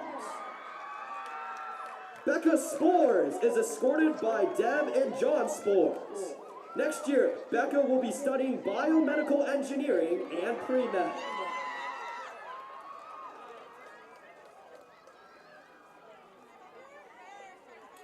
Amy Kai is escorted by Jaeyun Zhang and Michael Kai. Next year, Amy will be studying pre-med.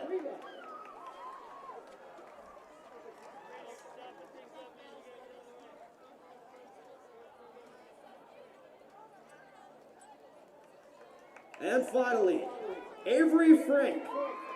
Avery is escorted by Amy and Kurt Frank. Avery will be continuing her education next year at a 4-year university. Congratulations to Avery and all of our Cherry Creek Spirit seniors.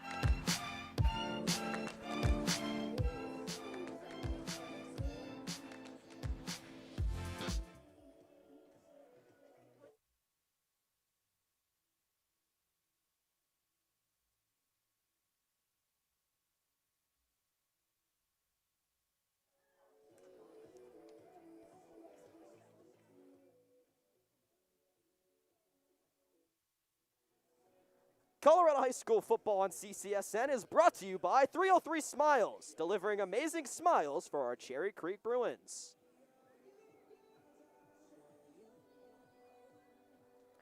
Raising Cane's Chicken Fingers, open till 12 a.m. to feed your victory celebration. Raising Cane's on the northwest corner of Parker and Arapahoe. Paragon Homes. Your home is one of the most important decisions you'll make in your life. Don't trust just anyone to care for you. Go Creek! And by Shump Automotive Group. Visit our showrooms off Highway C470 in Lucent Street in Highlands Ranch and on Havana Street in Aurora. Bruins for the win. Go Creek!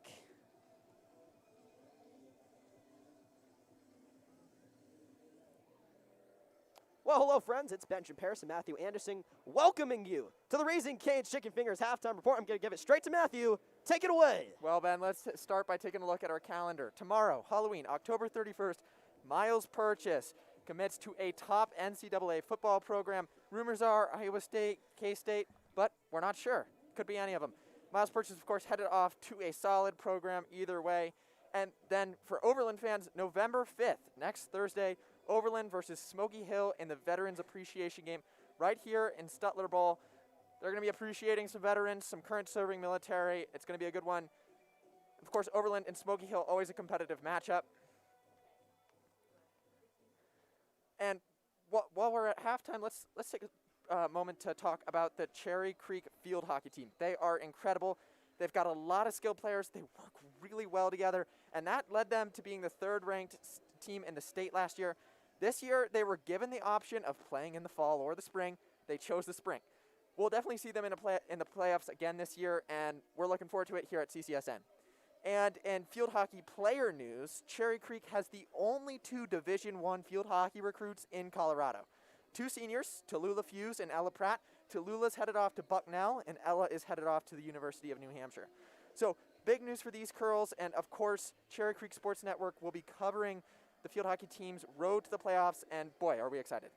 Let me tell you about that. We have seen some exciting field hockey over the years for Cherry Creek, and I can remember Andrew Onadera, who graduated as a part of the class of 2019, had quite a few amazing calls at those field hockey games. And I'm excited to, when field hockey season will come around in the spring as a part of Season C, after the traditional winter sports in Season B, such as basketball, hockey, wrestling. Pretty good season coming up after football.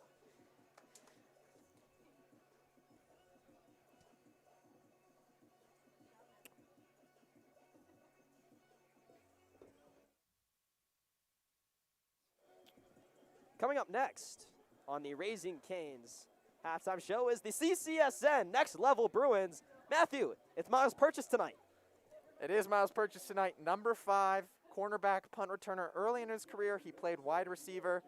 He's currently the 142nd ranked national quarterback, the number recruit for the class of 2021, number 18th ranked Colorado recruit. He's a 3-star recruit, and that's a high level to be. Of course, especially in Colorado, we have less than 20 3-star recruits. So a big deal for Miles Purchase and a big deal for this Cherry Creek team because he's been a playmaker so often. We've already seen him make that pick 6 play tonight. We saw him make several pick 6s, punt returns for touchdowns, kick returns for touchdowns over the course of his career. He's earned himself a name in this Cherry Creek football community. And I'm sorry, that says number 5, Miles Purchase. He, of course, is number 3. My apologies.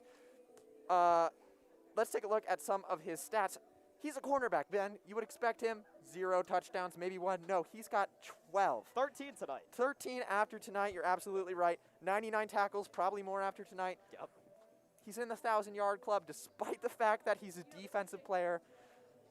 4 pick 6s, 11 interceptions. Make that 5 and 13. And so he just continually improves as this game shows. Of course, 80 punt return yards per game. That's more yards than pretty much any other punt returner in the nation right now. So a really big deal for him. Coming up tomorrow on CCSN, the commitment of Miles Purchase. And I know we have some Iowa State fans watching me. I know because watching us rather. They're in the Twitter mentions right now. So thanks for tuning in. We'll see if Miles makes his decision to head off to Iowa State tomorrow. We are just about 3 minutes away from half number 2, but I want to thank tonight's crew. Jonathan Varghese directing, as always, all season long. Ella Barclay on a camera, doing wonderful. Abby Halliman, her first broadcast of the season, on a camera as well. Jane Chapman operating our scoreboard. And none of this can be done without Mr. Matt Weiss. So thank you all for coming tonight, and thank you all for tuning in to the student-run production.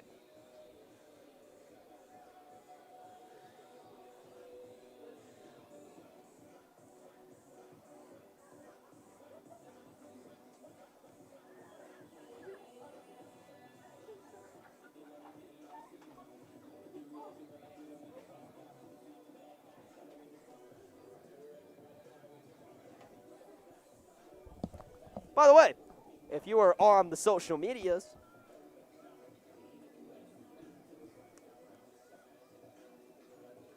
feel free to join the conversation. Tweet us at Cherry Creek SN on Twitter, Matthew, and I will be reading your comments if you shall send them our way. Once again, that is Cherry Creek SN. Half number 2 is coming up in about 2 minutes. Matthew and I will see you on the other side of the break. Coming up next on CCSN.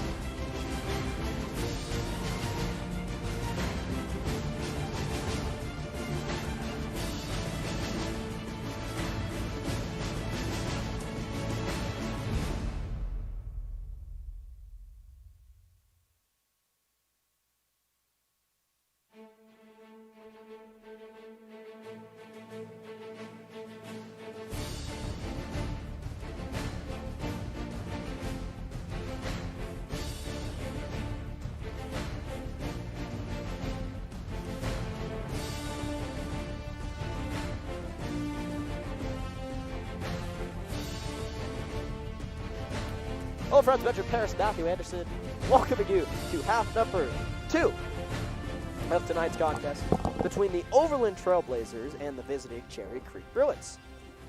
Cherry Creek leads at 24-0 after one half, and Matthew, we have a special guest who will be joining us up here in the booth during the second half. So if I were you, I'd stay tuned because we got a pretty good guest lined up this evening. Cherry Creek's going to receive this second half kick. Off the bounce, James Walker's going to take it. Gets up to the 30 with some speed to the 40. He only has the kicker. He's away to the 30, the 20, the 10, 5. Touchdown! James Walker on the opening kickoff of the second half. Wow!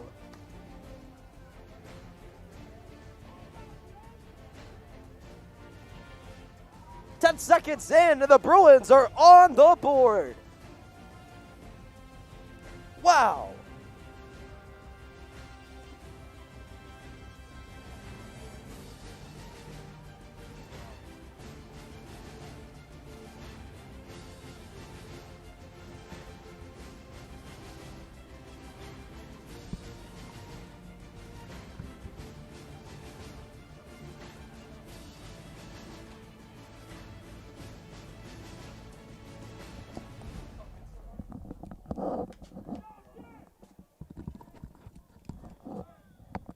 Extra point up and good. Make it 31-0. 10 seconds into half number 2 as James Walker runs back the opening kickoff. Somewhere close to 70-75 yards after he fielded it on the bounce. The Bruins are on the board. And that's going to go down as Walker's third touchdown of the season, in addition to the 2-point conversion last week.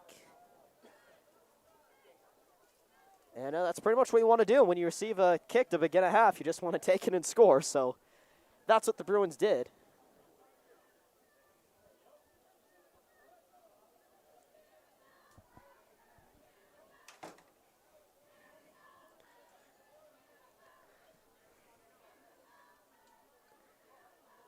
So, Bowden the leg pitch 10 seconds.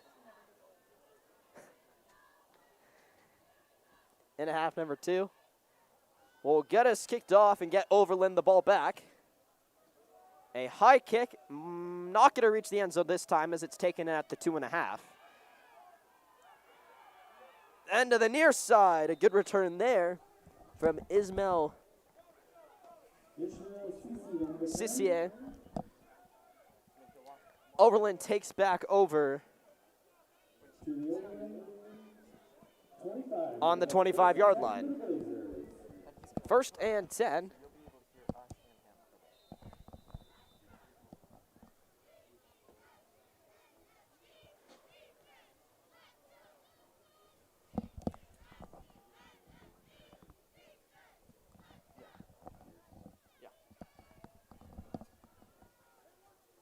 Kamari Onez still out there for the Blazers to begin half number 2.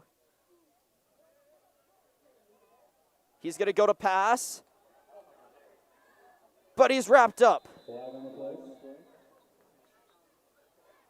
And this line judge with yet another flag tonight. Going to work. What is it, 5, 6? You keeping track, Matthew? No, Ben, I don't have the TI-84 out just yet, but graphic coming next week to a broadcast near you. I think they're going to. Penalties on the offense, and Dave Logan says we'll decline. The penalty was declined.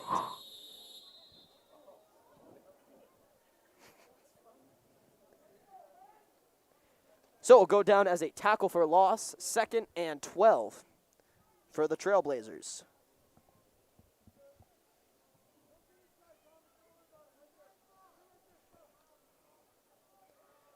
Onez going to take himself again.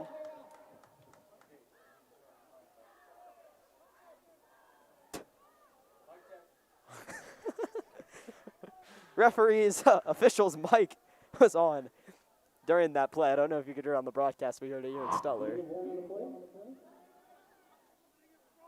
And it's going to go down for maybe a short gain. 3rd and long coming up for Overland.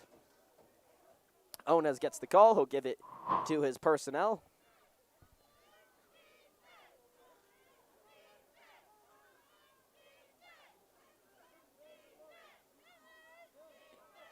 Onez, he's such a mobile quarterback. Fumbles the snap a little bit, but finds a receiver at the 28-yard line. Going to be short to the line to gain. And he's going to find Kamari Brown, 24. He's a tight end. We're officially listed on the depth chart as a tight end, but he's such a strong player. He's so versatile. You can put him in the backfield if you need.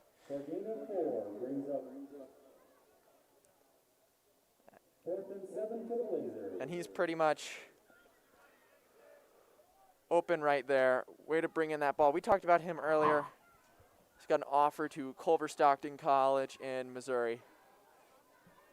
Definitely one of the standout players for the Trailblazers. His 4-yard gain brings up 4th and 7. And the punt team out. That one might have been blocked. Might have been a fingertip on it. But it's going to come out at the 39-yard line. That's where the Bruins will take back over. Already on the board here in half number 2. After the punt, Cherry takes 1st and 10 on the Overland 39. So see again here, did they get the tip? Nope.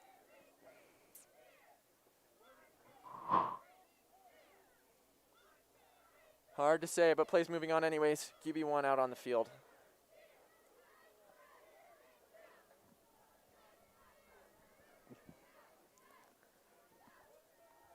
So Julian Hammond and the Bruins offense back out there. 9:43 left.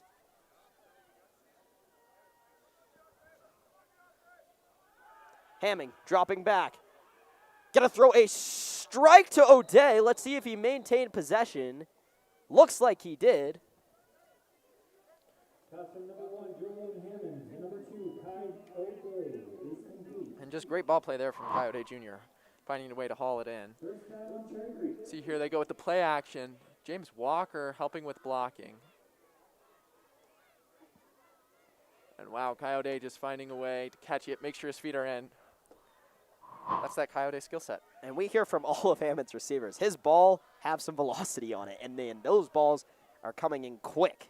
Well, yeah, Ben, he touches low 90s on the baseball mound, so he's got a strong, strong arm.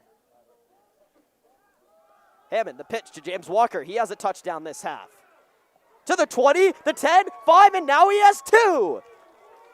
James Walker's in the touchdown in the end zone for the second time this half, and for the second time in just 2 minutes and 31 seconds.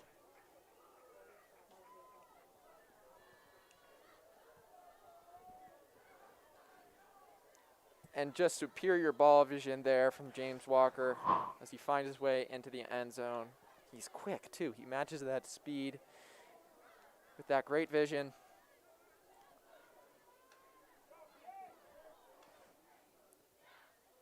Extra point up and good for Bowdoin, the leg paid. So James Walker finds the end zone again. He's averaging a touchdown every 1 minute and 15 and a half seconds so far this half. I like that stat, Ben.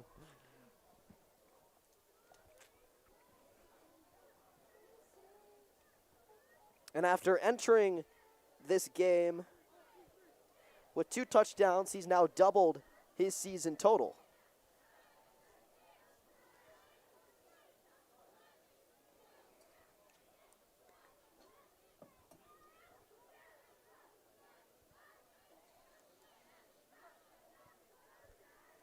We see some smiles there from James on the sideline after his second touchdown of the game. 9:29, Bowdoin leg page to kick off again.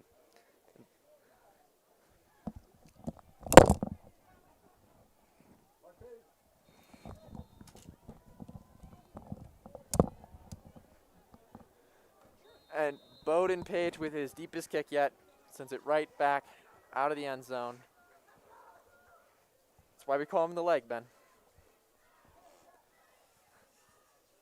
Yeah, he's good. That's really all I can say. No one else is there. He's good.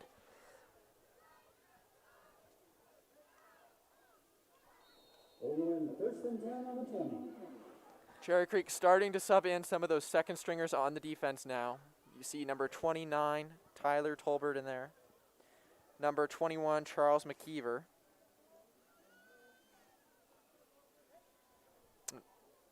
Talking to Tyler earlier today, he wants to make a play in this second half. To the near side, the pass is incomplete. It's going to bring up 2nd and 10. And Blake Purchase, though he's that middle linebacker defensive end, he ends up coming into coverage there. He realizes, you know, I'm not going to break through on the line right at this very moment. I'm going to go get on coverage. Ends up helping out there, of course, on your screen. Number 29, Tyler Tolbert, our associate in CCSN. And what's great about Purchase is that just because of his build, he's able to line up in all of those spots. Blake Purchase, that is, not to be confused with his equally talented older brother, Miles Purchase. We want to welcome on to the broadcast now Cherry Creek Athletic Director, Mr. Jason Wilkins. Thanks for joining us here in half number 2 on CCSN. Thanks, Ben. It's a nice night. It is. So, obviously, we're so happy just to be able to have football in the fall this year. It's been a crazy year, and the first really month and a half of the school year was wild. How much really went into, you know, since August, September, really getting these games played? Feels like a loaded question. A lot. We've never put that much into probably anything we've done.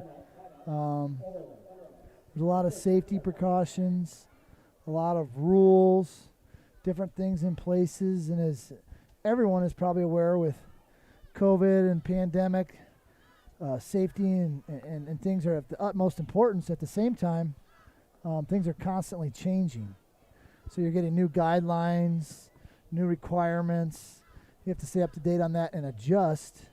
But as you can see by the layout of the field, we got things coned and taped, and things are measured. We have cones for spacing. We have all kinds of things that have to be precise to stay within the guidelines so that we're able to keep putting the product on the field. Obviously, it's totally worth it to put in the work to be able to have the game. You know, I know that the number of fans here isn't tremendous, but you know, I've seen some of your guys' numbers, and you guys obviously do a great job. And the people watching, you know, online is, you know, great as well. So obviously people are very involved. There's a good run. Very involved and, you know, want some Bruins football. Absolutely. We talk about the football. We've seen some great action on offense, defense, special teams. Everybody has scored a touchdown tonight. How exciting is this Cherry Creek team that you've seen compared to years past? It's a good question. You know, we've been in the state title game 3 times in the 9 years that Coach Logan has been here. I've been the AD that entire time as well. I've heard stories about the teams in the 80s or the 90s. Didn't obviously see those. I've been here for 17 years. From a pure talent spot of who's being recruited to college and things like that, this is the most I've ever seen at Cherry Creek. Obviously, they have a ton of talent, you know, and the best part about the entire thing is they're all really good kids. Absolutely. Matthew, to you. Well, Mr. Wilkins, what can you tell us about working with Coach Logan and Coach Doherty and their commitment to the football team and to these players as people? Well, obviously they're tremendous, and the track record speaks for itself. Coach Logan has had success wherever he has been. There's a reason for that. It just doesn't happen. A lot of the guys on his staff have been with him at different spots along the way and for 20 years. Coach Doherty wasn't there that whole time. Obviously, he's been with him the entire time here at Cherry Creek. And these guys put in a tremendous amount of time, energy into what they're doing. You know, I don't know how much people are aware, but coaches' stipends for coaching are fairly non-existent. They get paid a little, but it's basically nothing. They're basically volunteering their time. And these guys do it year-round and put in a ton of time. And so, you know, they do individual meetings, and you know, things are different now this year with how you can meet with players and what you can do. And there's obviously a lot more virtual meetings and things of that nature. But they put in a ton of time, and it shows. You obviously spend a lot of time on the administrative side of things, and you work hard, and we hear a lot about from people around the school about a lot of time you spend on the computer with emails and talking to administrators and stuff like that. But what is the most rewarding part of being the athletic director here at Cherry Creek, and really what are some of your most fun days? Obviously seeing our student athletes compete in whatever the sport is tremendous. You know, senior night like tonight, very rewarding because a lot of these kids, you know, we saw at our camps in 5th, 6th grade, whether it's, you know, tonight cheer, pom, football, all of them. You know, they have youth camps. I've seen them at the youth camps. I know the family, and, you know, 6 years later, they're a senior doing senior night. That's a pretty special deal. And, you know, you get to do that every year, so that's super rewarding. National Signing Day is a great event every year that's very rewarding. Obviously, senior awards, a very big deal. I don't know. I like when the teams that we have maybe aren't the top-ranked team or aren't the greatest teams, but they figure out a way and they pull off upsets and they grind and have success. You know, prime example of that, maybe they were the best team and they did win it this year, but state tennis, those guys were tremendous and went through a grind to get where they were this year, and that was very rewarding to watch the boys tennis team at state this year. Win or lose, it was going to be tremendous because the effort was top-notch. And obviously they ended up pulling it off. But it was that was very rewarding. So that'd be one example. State cross country, you know, last year the girls, you know, had a rough go of it at the state meet. And then this year they obviously kind of shattered the field to say, and really took it to them. And to see the exuberation on their faces and the happiness after state cross country, obviously that was tremendous as well. So those are just some examples. I could probably talk for days, but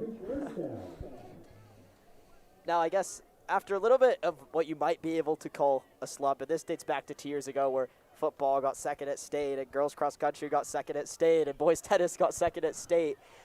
We finally reached a time in this year that is weirder than most, and everybody's kind of coming around, and the programs are, climbing up the ladder again, and it must be really fun to see.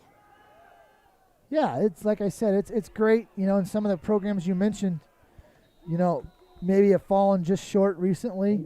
Some of that could be that they were younger and they weren't quite there or quite ready to win it yet. Now they're a little bit older, more mature, and have developed and having success. But yeah, it's great to see. It's a little tough this year, just because of the limitations. Like there was no homecoming week per se, and pep assembly and things like that. We don't have a big student section, or we couldn't even really have fans at some of the other events. But it's still very rewarding because we're out here competing. 2 spin moves and a broken tackle there from Carlson Tan the third. Boy, does Cherry Creek have a lot to look forward to in terms of Carlson Tan and some of these other sophomores and juniors that we've been talking about throughout the whole season, as guys who are working so hard, trying to prove themselves, ready to step up. Absolutely. This team, they've got a lot more to come, Matthew. Mr. Wilkins, I got one more question for you. In a year where a word like variances and a lot of changes have been quite apparent, is there anything that you've kind of, appreciated over the last, say, 6 to 8 months, and say that you probably wouldn't have experienced if there wasn't a pandemic and if these sports seasons weren't as wild? Well, it makes you appreciate being able to play right now even more than you used to, even with limitations, because we could not be playing as we experienced last spring, and that was fairly devastating for all involved. But, there's things that have come out of this that are obviously positive, such as, we can have more virtual meetings, and you save some time in that regard. And a job like mine, or a job as a coach, is very demanding and taxing on a family as well. And so you can have some virtual meetings where you don't have to leave your house, and you have more time to spend doing other things while still accomplishing, what you needed to accomplish. That's awesome. We want to thank you for your time. Thank you for joining us here in half number 2 on CCSN. You are welcome to join us in the booth for the remainder of this half, if you please. But thanks for coming in and answering some of our questions. Thanks for having me, fellas. You guys are looking sharp. Thank you. Thank you.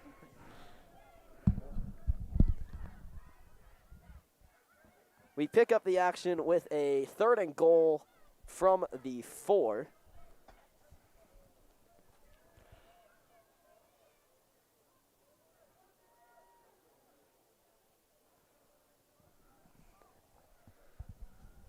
And Hammond's going to pitch it to his left side to Carlson Tan, who's going to turn the corner, dive, and get in for the touchdown. And that graphic that you see down there, of course, made by our very own director, Jonathan Varghese. I get a serious Denver Broncos vibe from that one. That's pretty cool. Well, I'm getting a Denver Broncos vibe from Carlson Tan. He's a playmaker, and although he's a second stringer, next year, first string as James Walker leaves, gonna make some plays. Carlson Tan, what an asset for this Cherry Creek team. When you think about Cherry Creek running backs, and there's been a lot of good ones. Milo Hall dates back a little while ago. He went to Division I. James Walker is getting ready to suit up for CU next week as the Pac-12 play opens. And now you got James Walker, and, following him will be Carson Tan and some others. So Cherry Creek has always been great in the backfield. Yeah, and as Mr. Wilkins alluded to, there's, Cherry Creek hosts all these camps, and they have youth teams. These teams are constantly producing good players, and just because they live in the Cherry Creek School District and near Cherry Creek High School, they end up going to Cherry Creek and becoming such valuable assets. So that's where guys like Carlson Tan, James Walker, Jaylee Stacks come from, and they end up leaving a big long-term impact on this team. A guy like James Walker may mentor someone like Jaylee Stacks, and of course before James Walker may mentor Carlson Tan, and before James Walker, it was Jaylee Stacks to James Walker. So definitely a legacy of running backs, if you will, Ben.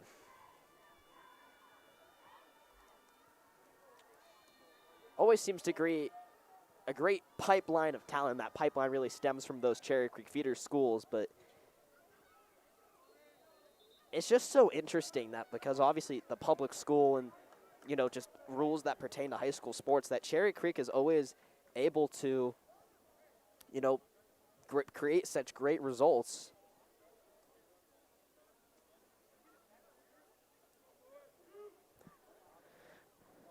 We've got a running clock now, and the Bruins lead at 45-0. Marte Russell's warming up rather, on the Cherry Creek sideline, so we can expect to see him come in.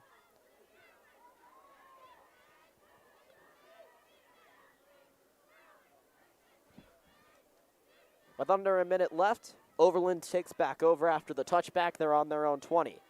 A little bit of a toss there, wrapped up by 3 Cherry Creek defenders. Wow.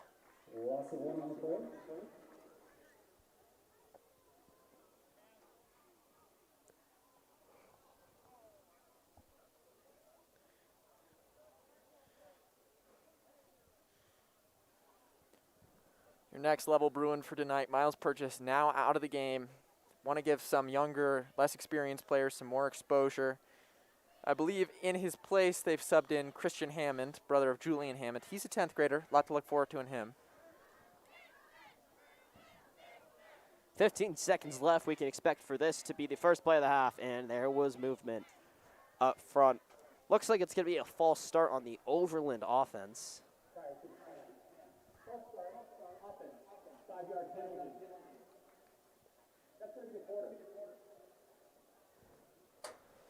So that will be the end of quarter number 3. The Cherry Creek Bruins lead it here at the Stuttler Bowl, 45-0. The teams will switch halves of the field. Overland will have a 2nd and 11 waiting them on the south side. With medical hospitals, urgent cares, and specialty clinic locations across Colorado, UC Health celebrates high school football players and fans as they live an extraordinary life. UC Health are the official athletic trainers of Cherry Creek School District.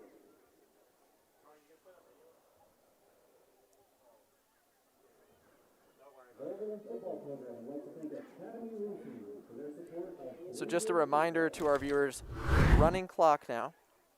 And we take a look at how we got to this point. In March 2020, Chassa suspended sports when the pandemic initially hit. Cherry Creek School District went fully remote. Governor Polis restricted group gatherings and in-person schooling with a stay-at-home order.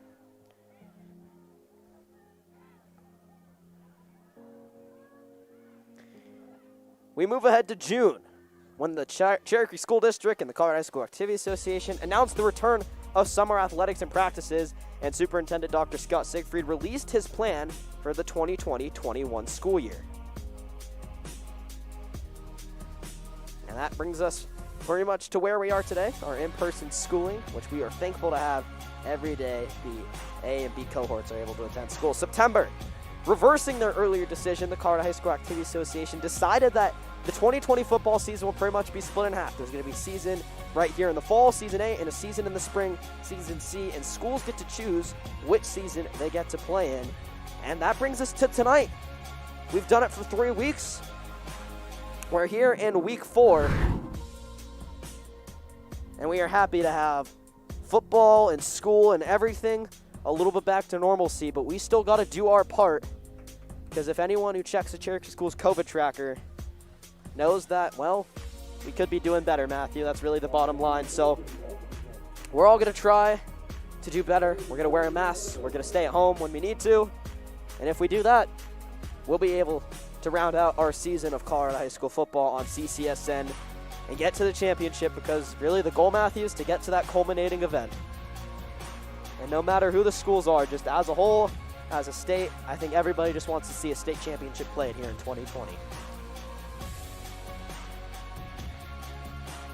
3rd and 17 coming up for the Trailblazers. You're right, Ben. Win or lose, it's a privilege to play. Dropping back to pass, a deep throw is incomplete, overthrown in the direction of Ismail CC. Cece. I'm going to get it. And just a reminder to our viewers, running clock now, because Cherry Creek went up by more than 40. They're still up by 40, 45-0. So these last 12 minutes, barring any timeouts, will be a running clock. Now, Overland looks to be back to punt. Cherry Creek does not have anybody back to receive it. And I wonder why. Well, I guess one thing is when Mile Purchase was back, Kamari Brown just said, I'm sending it straight out of bounds. Because he knows how lethal Miles Purchase can be. And while Mr. Wilkins joined us, we saw a booming kick from him. Probably the cleanest kick he's had all night, maybe all season. Marte Russell gonna trot onto the field now. And our other freshman that we mentioned at the beginning of the broadcast, number 79, Hayden Treater. Freshman on varsity. Big stuff, big stuff. Right now, he is the right tackle. Be blocking for Marte Russell. Russell get a handoff. And Jaden Jordan going to be able to get a short gain. Marte Russell, in 3 games, he's played in all 3 of them. He's had 12 attempts, 7 of them completed for 84 yards. He's going to try to get 16 more tonight and pass the 100-yard mark this season in his sophomore year. Yet to throw a touchdown, though, however. He has run one in, and he has an interception on the year as well. Russell get a pitch to Jordan again. As Jordan gets to the 45 and then up to the 40, he'll have enough for a Cherry Creek first down as they cross into Overland territory. And Jaden Jordan holding onto the ball there. These Overland guys were going for a strip, and Jaden Jordan just staying strong. That's some situational awareness right there. Jaden Jordan has played in 2 games so far this season. He's had 3 carries for 16 yards.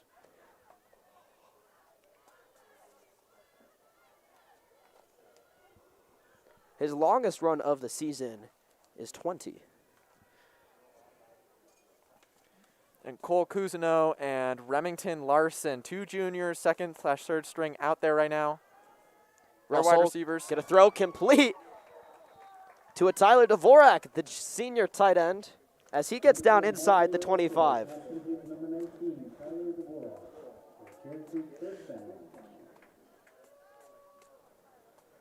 So with 7:40 left, or just over 7:40 anyways, Marte Russell, I think he's looking for his first passing touchdown of the night. Of the season. It's a great stat to add on to your sophomore season.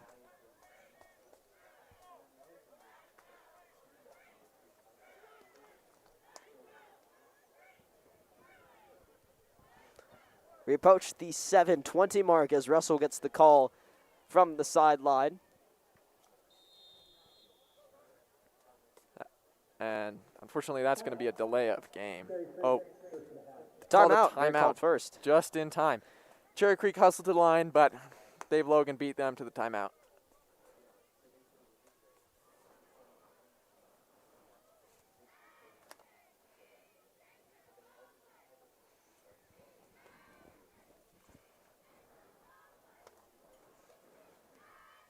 So with this, we remind you with 7:15.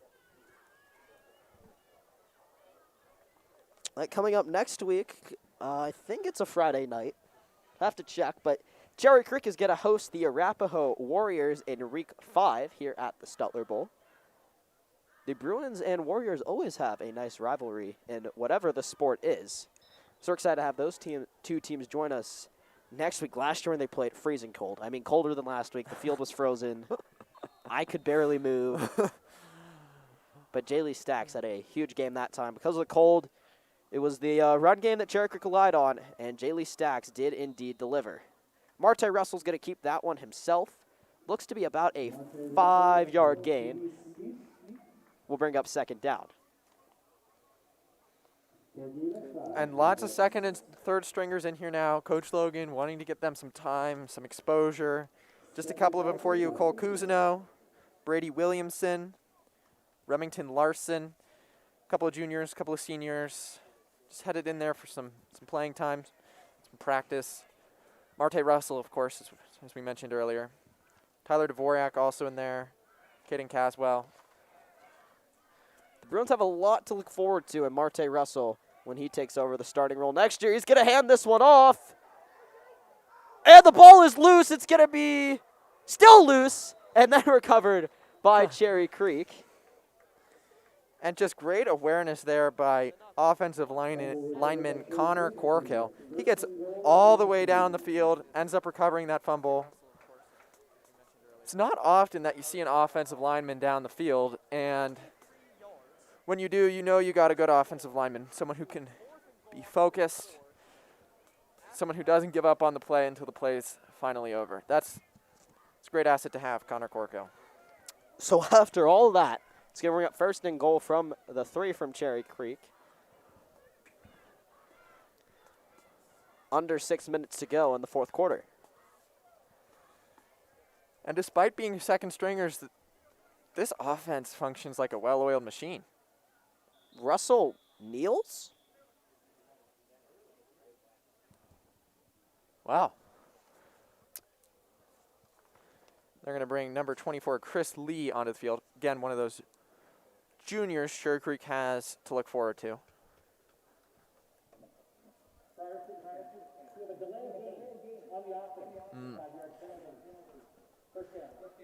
So I guess that explains the kneel. Yeah. Didn't have time to get a play call off. Just said, we're going to go to the line and kneel. Don't want to use their timeouts. But Cherry Creek will take the 5-yard loss, and maybe we'll see Chris Lee with his first touchdown of the season. He's, of course, in the backfield, or Marte Russell with his first passing touchdown. First and goal from the 8 now after the delay of game. Play clock's at 2. They get this one off, and he'll kneel again. Uncharacteristic, to say the least, Matthew. I'm a little bit confused. Uncharacteristic. Seems like they're having some issues with timing. But you know what, Ben? That's why Dave Logan puts them in the game, right? Just to get that experience with the timing and the real high-pressure scenario. So these problems work themselves out.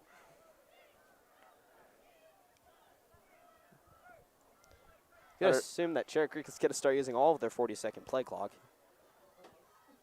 Well, you might as well, right? I mean, if you're up, you want to reduce the play clock.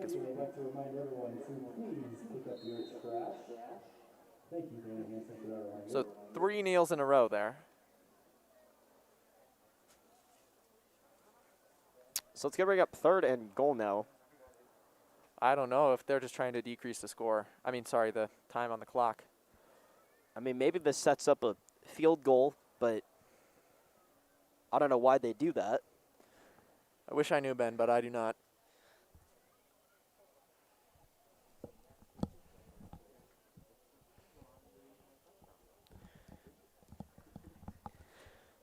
Director JV, of course, telling me he would like them to score a touchdown so he can use his custom-made touchdown graphic.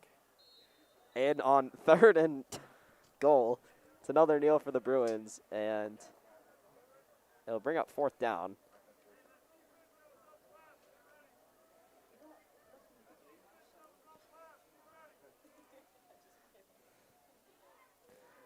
So seems like they're actually going to go for a play here on this one. So 4th and 13, and that's 4th and goal from the 13.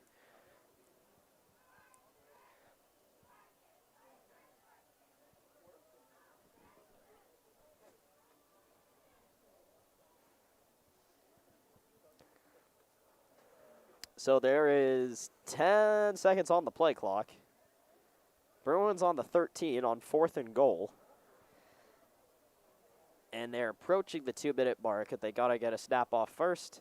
And they kneel on 4th and goal, so it's going to be a turnover on downs. I've never really seen a situation like this, Ben, so I don't know quite what's going through their mind. I'm sure it's very well reasoned, or whatever they're thinking.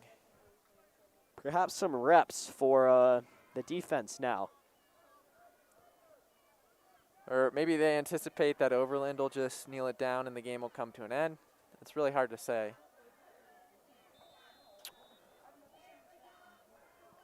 All right, so after all that, Overland takes back over. There is 90 seconds on the clock. Coach is hanging up their headsets for Cherry Creek right now. And they're going to run, and there's a flag down at the 15-yard line. And this line judge with just a record number of penalties tonight. I might tell you, though, this flag will take a lot of time off the clock. Yep. Well, a good game all around. It was good to see some Cherry Creek second stringers, third stringers, fourth stringers in there. Getting some exposure, showing off their skills. Even a couple of freshmen. And they just keep proving that Cherry Creek has so much to look forward to.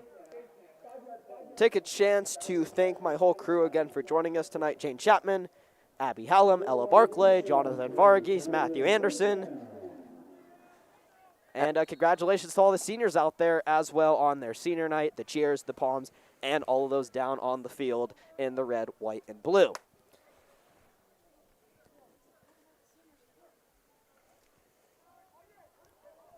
A fake handoff. I was just asked, what about the seniors that are in the booth? I'm making the decision that their senior night is next week at the next Cherry Creek home game. We'll see what we put together for that. So, that, with 5 seconds, 3, 2, now, and 1, Overland will knock it off. Another play, and that brings us to the conclusion of tonight's contest.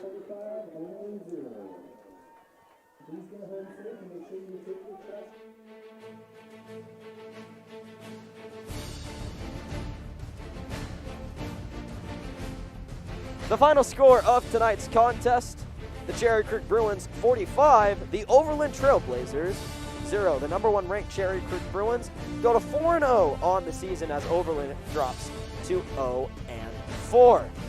Our next telecast comes tomorrow. It's the commitment of Miles Purchase. We hope to see it at around 4:45, 5 o'clock as he chooses where he goes. And then after that, coming up next Friday night, the Cherry Creek Bruins in the Arapahoe Warriors here from the Stuttler Bowl. For Matthew Anderson, I'm Benjamin Paris saying good night from the Stuttler Bowl, and we'll see you next time on the Cherry Creek Sports Network. Good night.